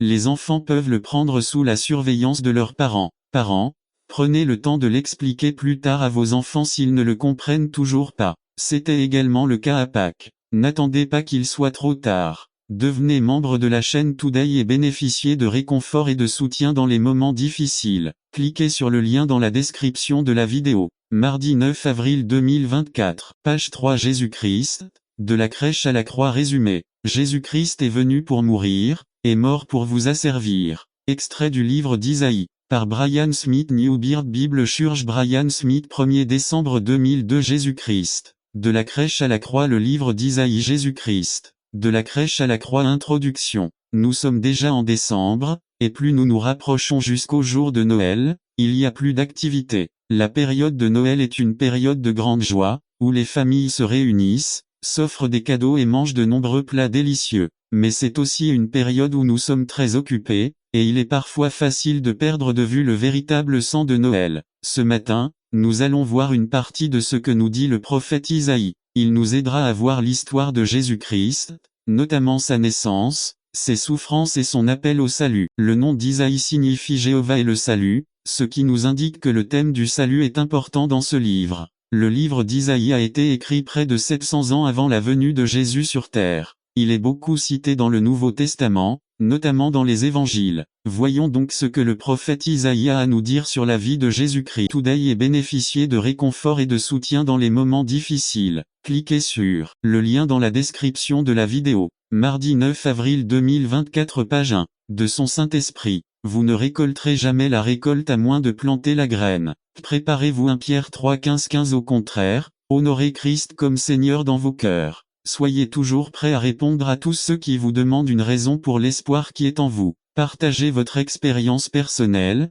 ce que Dieu a fait pour vous. Connaissez et étudiez la parole de Dieu, pour répondre non pas avec votre opinion, mais avec la vérité de Dieu. Soyez respectueux 1 Pierre 16 mais faites-le avec douceur et respect, en gardant une conscience pure, afin que ceux qui médisent de votre bonne conduite en Christ aient honte de leur calomnie. L'évangélisation n'est pas un débat qui doit être gagné. Dieu nous a appelés pour gagner les gens, pas pour des débats ou des disputes. Il a motivation à témoigner 1 Pierre 3 18 car Christ est mort pour les péchés une fois pour toutes, juste pour les injustes, pour vous amener à Dieu. Il a souffert la mort dans son corps, mais l'Esprit l'a ramené à la vie, à l'amour de Dieu pour nous. En tant que chrétiens, nous avons l'obligation de partager le remède à notre maladie en phase terminale. L'amour de Dieu pour le monde entier. Si vous croyez vraiment que les gens sont perdus lorsqu'ils sont séparés de Dieu, alors vous êtes envieux si vous ne parvenez pas à les diriger vers Christ dans leur vie. Le monde laïque n'est peut-être pas prêt à entendre notre doctrine, mais il lui sera néanmoins impossible d'ignorer notre amour inconditionnel que nous pouvons lui offrir à travers le Christ. Rappelez-vous que les incroyants du monde ne sont pas nos ennemis, ils sont les victimes du véritable ennemi. Il est les résultats de notre témoignage 1 Pierre 3 21b. Le baptême n'est pas la purification du corps, mais l'engagement à avoir une bonne conscience devant Dieu. Ce salut est possible grâce à la résurrection de Jésus-Christ. Elle salue de la malédiction du péché. Victoire sur Satan. Qu'un espoir du ciel 1 Pierre 3 22 qui est monté au ciel et a pris place à la droite de Dieu, et à qui sont soumis les anges, les autorités et les puissances. N'attendez pas qu'il soit trop tard. Devenez membre de la chaîne Today et bénéficiez de réconfort et de soutien dans les moments difficiles. Cliquez sur le lien dans la description de la vidéo. Mardi 9 avril 2024 page 2 conclusion. Quelqu'un a dit un jour, nous devrions parler à Dieu des gens, avant de parler de Dieu aux gens. Si ce dicton est vrai, alors nos prières pour que Dieu atteigne les perdus devraient abonder. Nous vivons dans un monde perdu et mourant qui a désespérément besoin d'un remède à son problème de péché. Le remède a déjà été planifié, ils ont juste besoin que quelqu'un le leur dise. Allez-vous garder la bonne nouvelle pour vous. N'attendez pas qu'il soit trop tard. Devenez membre de la chaîne Today et bénéficiez de réconfort et de soutien dans les moments difficiles. Cliquez sur le lien dans la description de la vidéo. Mardi 9 avril 2024 page 3 Une raison de diriger et suivre. Partie 9 résumé. Parmi les livres écrits les plus populaires de notre époque, se trouvent les livres qui parlent de leadership. Il n'est pas surprenant que ces livres soient si populaires, puisque nous sommes tous des leaders dans certains domaines de notre vie. Peut-être par Joshua Pinto une raison de diriger et suivre. Parmi les livres écrits les plus populaires de notre époque figurent les livres qui parlent de leadership. Il n'est pas surprenant que ces livres soient si populaires, puisque nous sommes tous des leaders dans certains domaines de notre vie. Peut-être au travail, soudainement à la maison, ici à l'église, dans l'équipe de football, dans un groupe social, etc. Mais quelles que soient les circonstances, nous menons tout d'une manière ou d'une autre. Mais il est néanmoins intéressant de constater à quel point il est difficile de trouver un livre qui parle du fait d'être un follower. Il faut nous rappeler qu'être de bons suiveurs est tout aussi important que d'être de bons leaders. Tout comme nous sommes leaders dans certains domaines de notre vie, nous sommes également des suiveurs dans d'autres domaines. C'est dans cet esprit que Pierre écrit cette partie de sa lettre pour décrire un leader et un disciple de Dieu. 1 Pierre 5:1 Aux anciens qui sont parmi vous, moi qui suis un ancien comme eux, témoin des souffrances du Christ et participant avec eux à la gloire qui doit être révélée, je vous supplie ceci prenez soin des troupeaux de Dieu comme de servir, comme Dieu le veut. Ne soyez pas des tyrans envers ceux qui sont sous votre garde, mais soyez des exemples pour le troupeau. Ainsi, quand le berger suprême apparaîtra, vous recevrez la couronne de gloire qui ne se flétrit pas. De même, jeunes gens, soyez soumis aux anciens. Habillez-vous tout d'humilité dans vos relations les uns avec les autres, car Dieu s'oppose aux orgueilleux, mais il fait grâce aux humbles. Humiliez-vous donc sous la puissante main de Dieu, afin qu'il vous élève au temps convenable. Rejetez sur lui toute inquiétude, car il prend soin de vous. Lui pratiquez la maîtrise de soi et restez vigilant. Son ennemi, le diable, rôde comme un lion rugissant, cherchant quelqu'un à dévorer. Résistez-y, demeurez ferme dans la foi, sachant que vos frères du monde entier endurent le même genre de souffrance. Et après que vous ayez souffert un peu de temps, Dieu lui-même, le Dieu de toute grâce qui vous a appelé à sa gloire éternelle en Christ, vous restaurera et vous rendra fort, ferme et stable. À lui soit la puissance pour toujours et à jamais. Amen. Avec l'aide de Sylvain, que je considère comme un frère fidèle, je vous ai écrit brièvement pour vous encourager et vous confirmer que c'est là la vraie grâce de Dieu. Restez ferme dedans. Salut de la part de celle qui est à Babylone, choisie comme toi, et aussi de la part de mon fils Marc. 14. Saluez-vous les uns les autres par un baiser d'amour fraternel. Paix à vous tous qui êtes en Christ. LSG. Examinons ce qu'est un bon leader et un bon disciple de Dieu. N'attendez pas qu'il soit trop tard. Devenez membre de la chaîne Today et bénéficiez de réconfort et de soutien dans les moments difficiles. Cliquez sur le lien dans la description de la vidéo. Mardi 9 avril 2024. Page 1. IUN. Chef de Dieu. 1 Pierre 5, 1 aux anciens. Épine fut plantée dans mon corps, c'est-à-dire un messager de Satan, pour me tourmenter. L'apôtre Paul était un homme extrêmement béni, c'était un homme doté d'une intelligence énorme. En fait, il a écrit les 2/3 du Nouveau Testament. Dieu a donné de merveilleuses révélations à Paul et lui a également donné une écharpe pour le garder humble et loin de l'arrogance et de l'orgueil. Lorsque Dieu vous utilise, il vous enfonce une épine, une piqûre avec laquelle il peut attirer votre attention chaque fois que vous commencez à penser que tout ce que vous avez fait, vous l'avez fait par vos propres forces. Cette épine n'attend pas qu'il soit trop tard. Devenez membre de la chaîne Today et bénéficiez de réconfort et de soutien dans les moments difficiles. Cliquez sur le lien dans la description de la vidéo.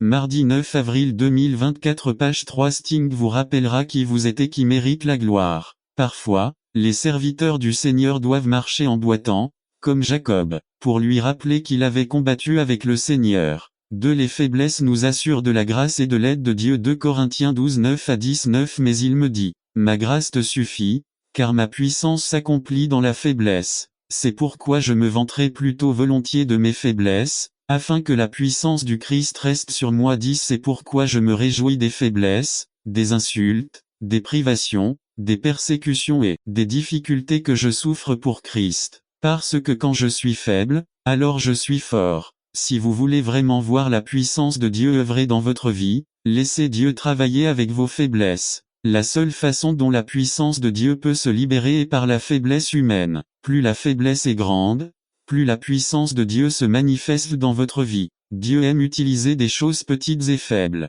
Nous essayons d'offrir à Dieu notre force et les choses les plus puissantes que nous possédons, mais dans Zacharie 4:6, Dieu dit, « Cela ne se fera ni par la force ni par aucune puissance, mais par mon esprit, dit le Seigneur Tout-Puissant. » LSG. Si nous pensons pouvoir gérer nos problèmes et nos faiblesses par nous-mêmes, Dieu nous dira, d'accord, essayez de faire ce que vous pouvez avec vos propres forces et nous n'irons pas très loin. Mais cependant, lorsque nous nous approchons de Dieu et lui demandons son aide, il nous dit, je sais que tu es faible, je connais tes limites, mais je t'aiderai. Regardez ma puissance circuler dans votre vie. Lorsque vous irez vers Dieu, vous commencerez à découvrir une puissance que vous n'avez jamais expérimentée auparavant, c'est la puissance de Dieu. Personne ne sait à quoi nous serons confrontés cette semaine, mais Jésus vous dit, je suis avec vous, ma puissance surpassera toute faiblesse à laquelle vous ferez face. Nos faiblesses nous assurent de la grâce et de l'aide de Dieu. Les faiblesses nous aident à servir les autres. Le plus grand ministère de votre vie découlera de votre faiblesse. Cette chose qui vous trouble et vous fait souffrir, Dieu l'utilisera pour apporter réconfort et aide aux autres. 2 Corinthiens 1:4 dit,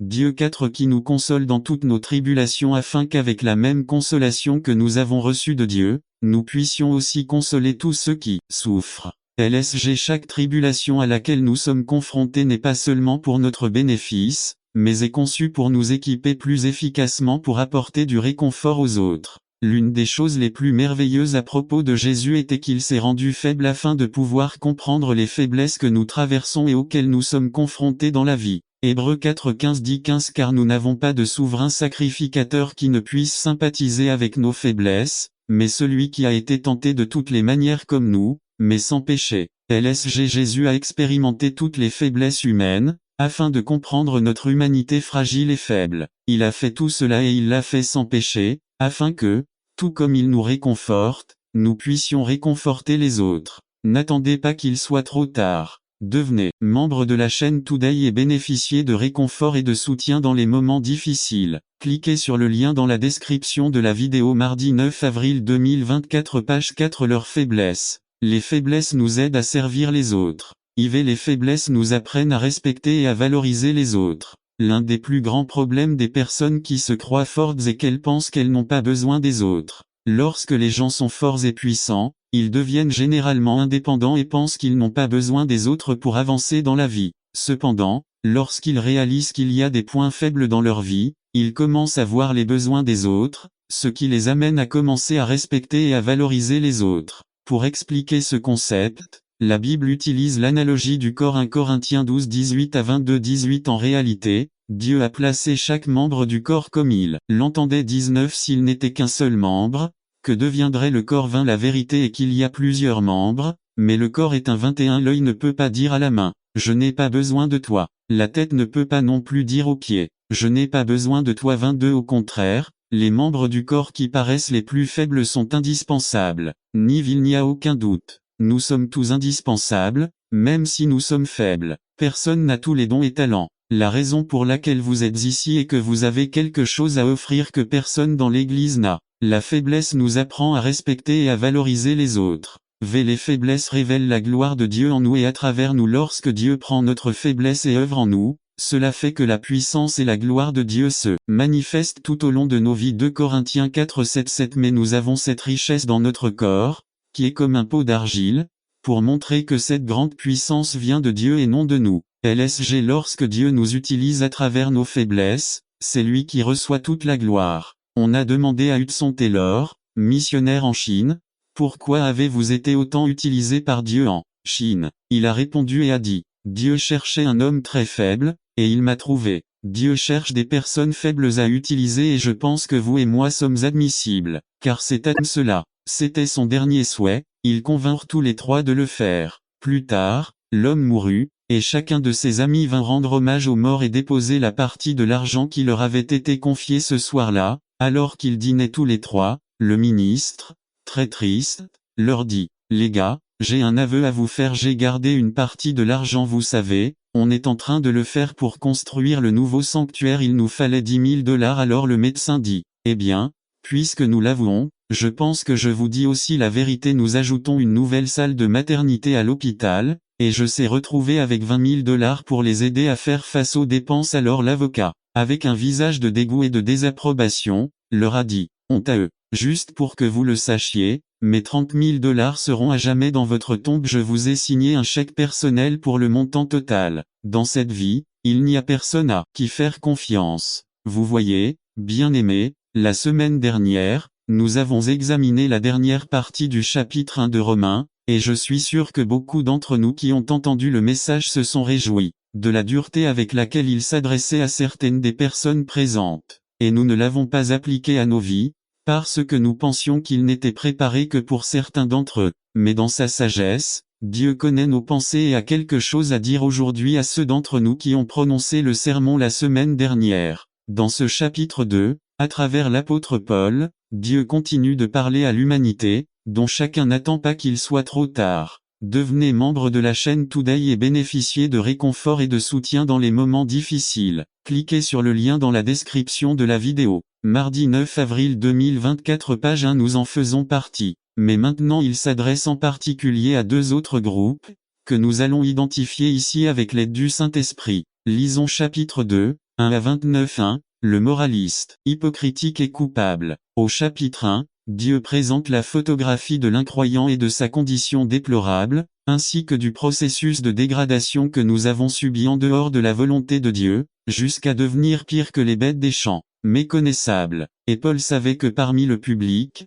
il y en avait qui étaient socialement bons et acceptables, qui diraient amen à son message. C'est pourquoi la parole continue de déclarer que ceux d'entre nous qui ne sont pas si dépravés moralement, c'est-à-dire ceux d'entre nous qui prétendent encore avoir honte, sont également coupables comme eux, bien qu'il soit évident que le moraliste n'est pas engagé dans des péchés aussi dégradants que les inconvertis, il vit intérieurement une vie semblable à celle de l'incroyant. Eh bien, même si beaucoup d'entre nous ne couchent pas avec la femme de quelqu'un d'autre, lorsque nous voyons dans la rue un bon spécimen féminin, nos yeux la poursuivent, et c'est la convoiter, ce que le Christ appelle aussi adultère. Bien que beaucoup d'entre nous se vantent de n'avoir jamais tué personne, lorsque nous nous mettons en colère contre notre frère, le Christ dit que nous sommes aussi coupables que si nous l'avions assassiné. Matthieu 5, 27 à 28. Quiconque est son frère l'est un meurtrier. Et vous savez qu'aucun meurtrier n'a en lui la vie permanente. 1 JN 3, 15. Peut-être que l'homme moraliste ne vole pas, mais convoite ce qui est la même chose dans la parole. Personne, aussi bien qu'il se sente, ne devrait juger les autres pour leurs péchés, car d'une manière ou d'une autre, nous faisons tous la même chose. Juger les autres entraîne automatiquement le jugement sur nous. C'est arrivé au roi David, lorsque le prophète Nathan l'a réprimandé. 2 Samedi 12. À cette classe d'individus, Dieu nous traite d'hypocrites. Matthieu 7, 1 à 5. Un bon exemple de moraliste hypocrite se trouve chez le frère du fils prodigue qui est dans Luc 15, 25 à 32. Si un hypocrite a jamais enseigné le cuivre, c'était bien ce frère méticuleux, critique, en colère, égocentrique, avide, juste à son avis, et rebelle comme son frère, mais avec moins de courage. Le fils prodigue était coupable de choses évidentes de la chair, mais le frère était pire, parce que ses défauts étaient dans son cœur. Les moralistes hypocrites recevront également un jugement. V2 Nous ne serons pas jugés comme nous nous jugeons nous-mêmes, non pas par notre moralité apparente, mais parce que Dieu sait qu'il y a dans nos cœurs. Nous serons jugés selon la vérité. Pour beaucoup d'entre nous, il n'est pas difficile de maintenir une apparence de piété extérieure qui convainc les hommes qui nous regardent, mais quelle tragédie ce sera pour nous le jour où Dieu nous jugera, car il connaît notre vérité. Nous peut tromper les autres, mais on ne peut pas tromper Dieu. N'attendez pas qu'il soit trop tard. Devenez membre de la chaîne Today et bénéficiez de réconfort et de soutien dans les moments difficiles. Cliquez sur le lien dans la description de la vidéo. Mardi 9 avril 2024 page 2. Pour cette raison, il est insensé de notre part de penser que nous sommes déjà de l'autre côté du fleuve, et que Dieu ne nous jugera pas comme les pires dépravés. Nous, ceux d'entre nous qui ne sont pas comme eux, faisons ce qu'ils font. 3 S'il vous plaît, ne m'envoyez aucune protestation ou désaccord à ce sujet, présentez-la à Dieu aussi. Nous ne devons pas nous tromper. Ce n'est pas parce que Dieu ne semble pas remarquer nos péchés cachés qu'il les approuve, nos attitudes et nos décisions en dehors de sa volonté, qu'il ne semble ni réprimander ni punir, ne devrait pas nous faire penser que nous faisons la bonne chose. Il est patient et avec des fils d'amour il veut nous guider vers la repentance. C'est pourquoi il nous montre d'abord notre véritable condition, semblable à celle de ceux qui sont totalement dépravés, pour que nous comprenions que nous méritons le même jugement, et quand nous réalisons qu'il n'a pas payé selon nos péchés, venons à lui repentant et reconnaissant pour sa bonté. 4.3. Certains d'entre nous sont des cas terminaux, nous ne pouvons rien voir de ce que Dieu opère dans nos vies, à cause de nos cœurs déjà endurcis par notre propre justice et notre égocentrisme, et nous méprisons sa bonté et jour après jour, nous chérissons la colère pour le jour de colère au cours duquel Dieu nous jugera selon sa vérité. De la vidéo. Mardi 9 avril 2024 page 3 Jean 14 23 Si quelqu'un m'aime, il obéira à mes enseignements. Mon Père l'aimera-t-il et nous viendrons vivre. Quels sont ses commandements? Jean 3 23 Et son commandement est que nous croyions en son Fils Jésus-Christ, et que nous nous aimions les uns les autres comme est-ce qu'il nous a envoyés. 15-12 Mon commandement est celui-ci: aimez-vous les uns les autres comme je vous ai aimé. Jean 3, 16 Nous savons ce qu'est l'amour parce que Jésus-Christ a donné sa vie pour nous. Même, nous devons donner notre vie pour nos frères. Jean 13 34 Je vous donne ce commandement nouveau: aimez-vous les uns les autres. Tout comme je vous aime, vous devriez vous aimer les uns les autres. Devrait-il s'aimer? C'est un commandement, pas une suggestion. Comment puis-je avoir confiance en lui de jugement? Maintenant, petits enfants, restez là afin que, lorsqu'il apparaîtra, nous puissions avoir confiance et ne pas avoir honte devant lui à sa venue. Jean 2, 28 Dieu est amour. Celui qui reste amoureux reste en Dieu et Dieu en lui. De cette façon, l'amour se perfectionne entre nous pour qu'au jour de jugement, ayons confiance, car dans ce monde nous sommes comme Jean 4,17. C'est ici que réside l'importance de l'Église. L'Église est fondamentalement une relation et l'Église fournit le contexte dans lequel nous pouvons aimer. N'attendez pas qu'il soit trop tard. Devenez membre de la chaîne Today et bénéficiez de réconfort et de soutien dans les moments difficiles. Cliquez sur le lien dans la description de la vidéo mardi 9 avril 2024 page 4. Comment honorer votre mère résumé.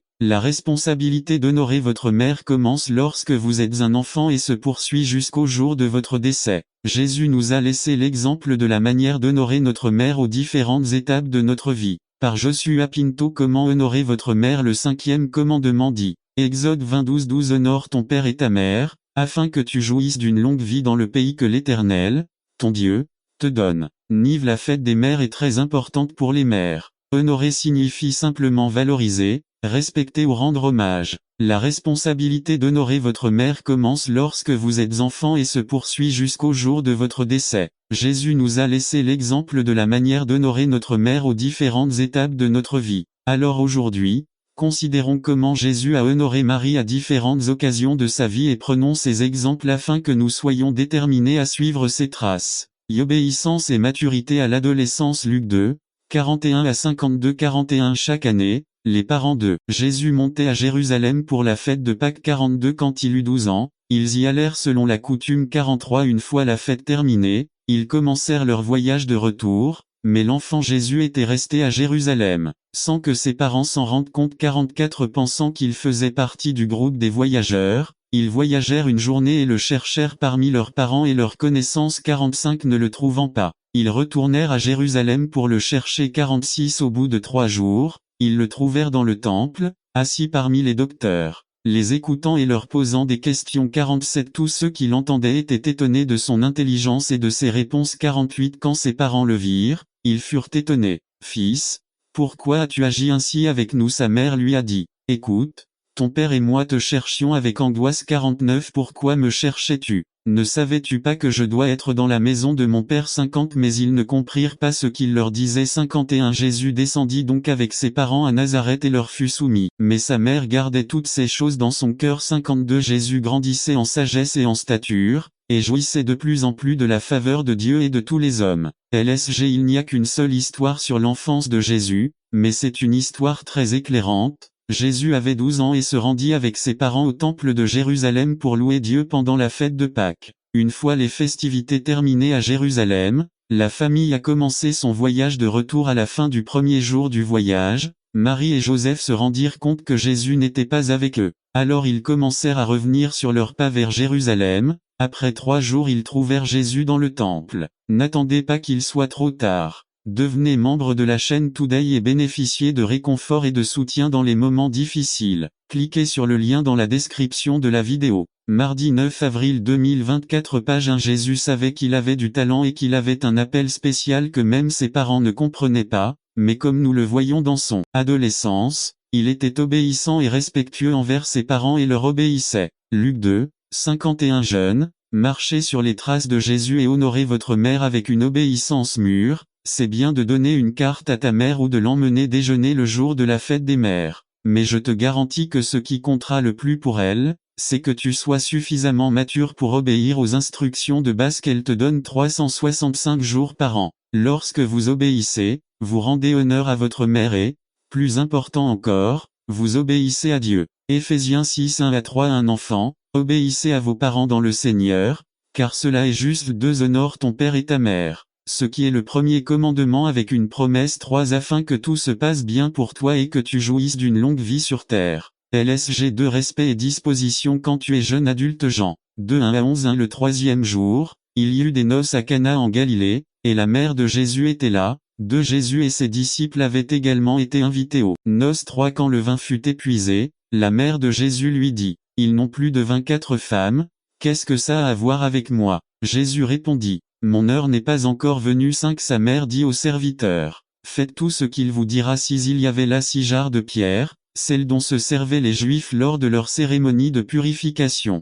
Chacun contenait une centaine de litres. 7. Jésus dit aux serviteurs, remplissez les jarres d'eau. Et les serviteurs les remplissaient à ras-bord. 8. Maintenant, prenez-en un, mais ne se laisse pas contaminer par ces mêmes valeurs. La façon de ne pas être contaminé est de vivre une vie de service aux défavorisés et à ceux qui vivent séparés de Dieu. 3. Pour éviter d'être contaminé par le monde, on parvient à ne pas vivre avec le système de valeurs contaminées qui s'oppose à la volonté de Dieu, le système qui méprise les pauvres. Pour Santiago, ceux qui ne s'impliquent pas dans des œuvres de charité vivent comme le monde. 4. La religion qui prétend prier Dieu en esprit et en vérité sur son niveau vertical, doit aussi voir le Christ incarné dans les marginalisés du monde, c'est notre culte horizontal. 5. Si nous ignorons cette deuxième partie de notre vie religieuse, notre religion est un échec, elle est impure, elle est contaminée, puisqu'elle implique que nous vivons avec les valeurs du monde, uniquement pour nous-mêmes. 6. L'Église doit être pertinente pour la société.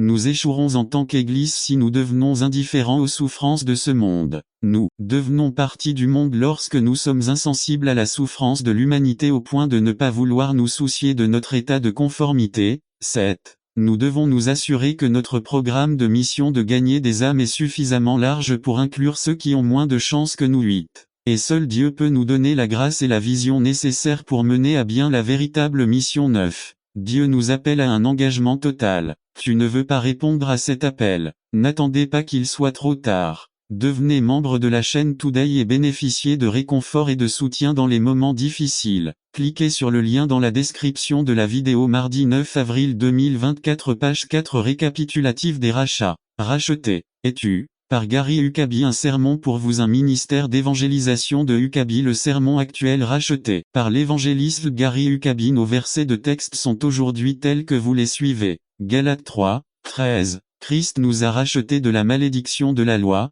pour être devenu malédiction pour nous, car il est écrit, maudit est quiconque est pendu au bois. 1 Pierre 1, 18 à 19. Parce qu'il sait qu'il n'a pas été racheté par des choses corruptibles, quand il s'agissait d'argent et d'or, de la vaine conversation reçue par la tradition de ses pères, mais par le sang précieux du Christ, pour un agneau sans imperfection et sans lieu. L'Apocalypse 5, 9 à 10. Et ils chantèrent un cantique nouveau, disant, tu es digne de prendre le livre et d'en ouvrir les sceaux, car tu as été tué, et tu nous as rachetés pour Dieu par le sang de chaque famille et par la langue, et le peuple et la nation, et il nous a fait rois de Dieu et prêtres, et nous régnerons sur la terre. La prière du Père Céleste. Rencontrez-nous ici aujourd'hui. J'ai parlé à tous les cœurs, en commençant par le mien. Attirez les perdus vers Christ pour le salut, restaurez l'enfant déchu. Bénis cette parole à ta gloire. En Jésus-Christ notre Seigneur. Amen. Racheté comme j'aime le proclamer. Racheté par le sang de l'agneau. Racheté par sa miséricorde infinie, je suis son enfant et pour toujours. Racheté, racheté, racheté, par le sang de l'agneau, racheté, racheté, son enfant et je suis pour toujours. Ces paroles ont été écrites par A.S. Cosby, un saint aveugle de Dieu, qui a écrit plus de 20 000 hymnes et poèmes. Le mot racheté est utilisé environ 62 fois dans la Bible. La majeure partie est fondée dans l'Ancien Testament, 55 fois pour être exact. Le mot racheté n'est utilisé que 7 fois dans le Nouveau Testament, dont 3 que nous lisons dans nos versets de texte. Il existe 8 définitions du mot dans la langue hébraïque et 4 dans la langue grecque. Au total, 8 définitions de l'Ancien Testament hébreu. Le mot est presque identique à l'exception d'une utilisation. Il en va de même pour le mot racheté du Nouveau Testament, car 4 définitions disent pratiquement la même chose. Le mot de l'Ancien Testament et le mot du Nouveau Testament signifient libérer, livrer, sauver, récupérer, racheter, sauver. C'est la première utilisation. La première utilisation du mot racheter se trouve dans Genèse 48, 16. L'ange qui m'a racheté de tout mal bénit les garçons et a permis que mon nom soit invoqué en eux et au nom de mes enfants père Abraham et Isaac, et il les laissa croître en multitude au milieu du pays. Le nom de Jacob était désormais devenu Israël, un changement opéré par Dieu. Israël a donné sa bénédiction aux 2 fils de Joseph, Éphraïm et Manassé. La déclaration qu'Israël Jacob fit était à l'Éternel, une prière d'Israël à Dieu pour ses petits-enfants. L'ange dont Israël parlait d'ici n'était autre que le Christ préincarné, l'ange qui s'est battu avec Jacob dans le fort Jabot, au-dessus d'un ruisseau. C'est là que le nom de Jacob fut changé pour toujours. L'ange Jacob Israël racheta alors de tout mal. Cette annulation était le pardon de ses péchés passés. C'est exactement ce que fait l'annulation. Elle signifie que nous avons été rachetés. Alors que nous n'étions autrefois qu'une créature pécheresse, nous avons maintenant été rachetés par le sang du Christ. Exode 21, 8. Si elle ne plaît pas à son maître, qui se l'est promise, il permettra qu'elle soit rachetée. Il n'aura aucun pouvoir pour la vendre à une nation étrangère, puisqu'il l'a trompée. Dans cette annulation du passage, il est question de n'attendez pas qu'il soit trop tard. Devenez membre de la chaîne Today et bénéficiez de réconfort et de soutien dans les moments difficiles. Cliquez sur le lien dans la description de la vidéo. Mardi 9 avril 2024. Page 1. Une fille à vendre pour être servante, et si son maître n'est pas content d'elle, alors permettra-t-il qu'elle soit rachetée? Lévitique 25-30. Et s'il n'est pas racheté dans l'espace d'une année entière, la maison qui est dans la ville fortifiée sera établie pour toujours à celui qui a acheté à travers ses générations. Il ne sortira pas au jubilé. Cet usage de l'annulation nous parle d'une maison d'habitation dans une ville fortifiée qui doit être rachetée dans un délai d'1 an avec ce qui est vendu. Lévitique 27-28.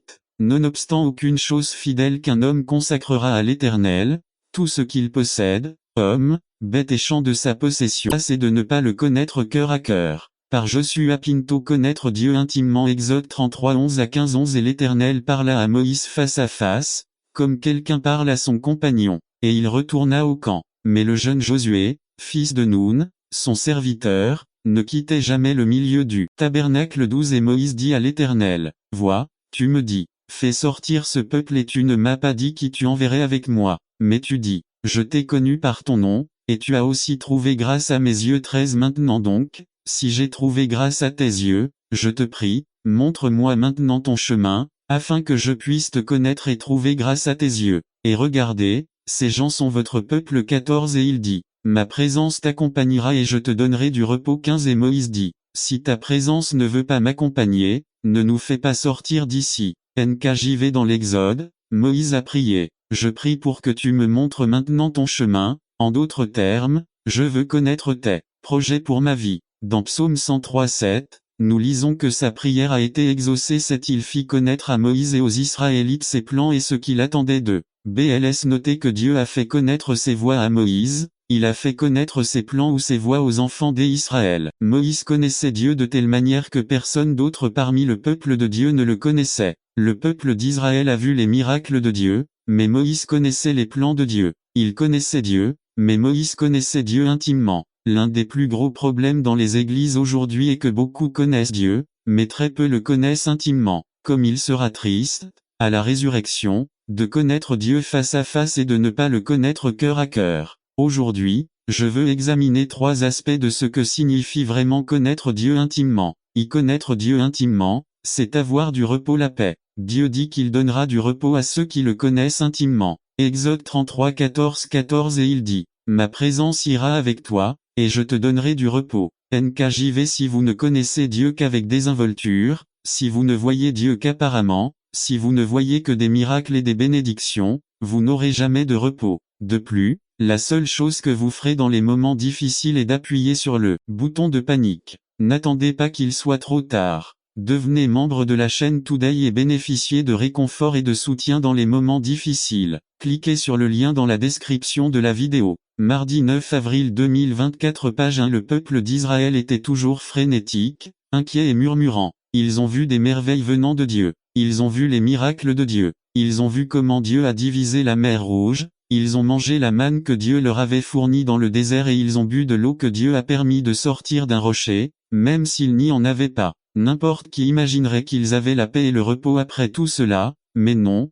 ils se surprenaient constamment à murmurer, parce qu'ils ne connaissaient pas les plans de Dieu. Tout ce qu'ils connaissaient, c'étaient les miracles et les bénédictions de Dieu. Hébreux 3 10 à 11 10. C'est pourquoi j'étais en colère contre cette génération, et je dis, leur cœur s'égare toujours, et ils n'ont pas reconnu mes voies. 11 Alors, dans ma colère, j'ai juré, ils n'entreront jamais dans mon repos. LSG. Il n'y a rien qui apportera le repos à votre âme troublée comme la connaissance intime de Dieu. De connaître Dieu intimement, c'est avoir de la stabilité. Connaître Dieu apporte également la stabilité. Le peuple d'Israël ne voyait que ce que Dieu faisait, il était inconstant, il n'y avait aucune substance dans sa relation avec Dieu. Quand Dieu ouvrit une grande route au milieu de la mer Rouge, ils passèrent entre ces imposants murs d'eau de chaque côté, ils arrivèrent de l'autre côté, et toute cette eau après leur passage tua les Égyptiens. 3 jours plus tard, 3 jours après ce grand miracle, Ils se rendirent dans le désert et commencèrent à murmurer. Ils commencèrent à se plaindre et voulurent retourner en Égypte comme esclaves. Ils étaient inconstants, ils n'aimaient Dieu que lorsqu'ils voyaient ses miracles. Si vous ne connaissez pas Dieu intimement, vous ne serez pas un croyant chrétien stable. Vous serez comme le peuple d'Israël. Votre vie sera une vie d'air chaud et d'air froid. Y connaître Dieu intimement, c'est avoir besoin de lui. Connaître Dieu n'est pas seulement une bonne chose, c'est une nécessité. Pendant que Moïse était sur le mont Sinaï, le peuple de Dieu a abandonné, a ignoré Dieu et ses commandements et s'est créé une idole. Dieu dit à Moïse dans Exode 33, 1-3, l'Éternel dit à Moïse, va, quitte ce lieu, avec le peuple que tu as fait sortir d'Égypte, et va dans le pays que j'ai promis sous serment à Abraham, Isaac et Jacob qu'il donnerait à ses descendants. J'enverrai un ange devant toi, et je chasserai les Cananéens, les Amoréens, les Hittites, les Phéréziens, les Éviens et les Jébusiens. Allez au pays où le lait et le miel abondent. Je ne vous accompagnerai pas, car vous êtes un peuple têtu et je pourrais vous détruire en chemin. LSG.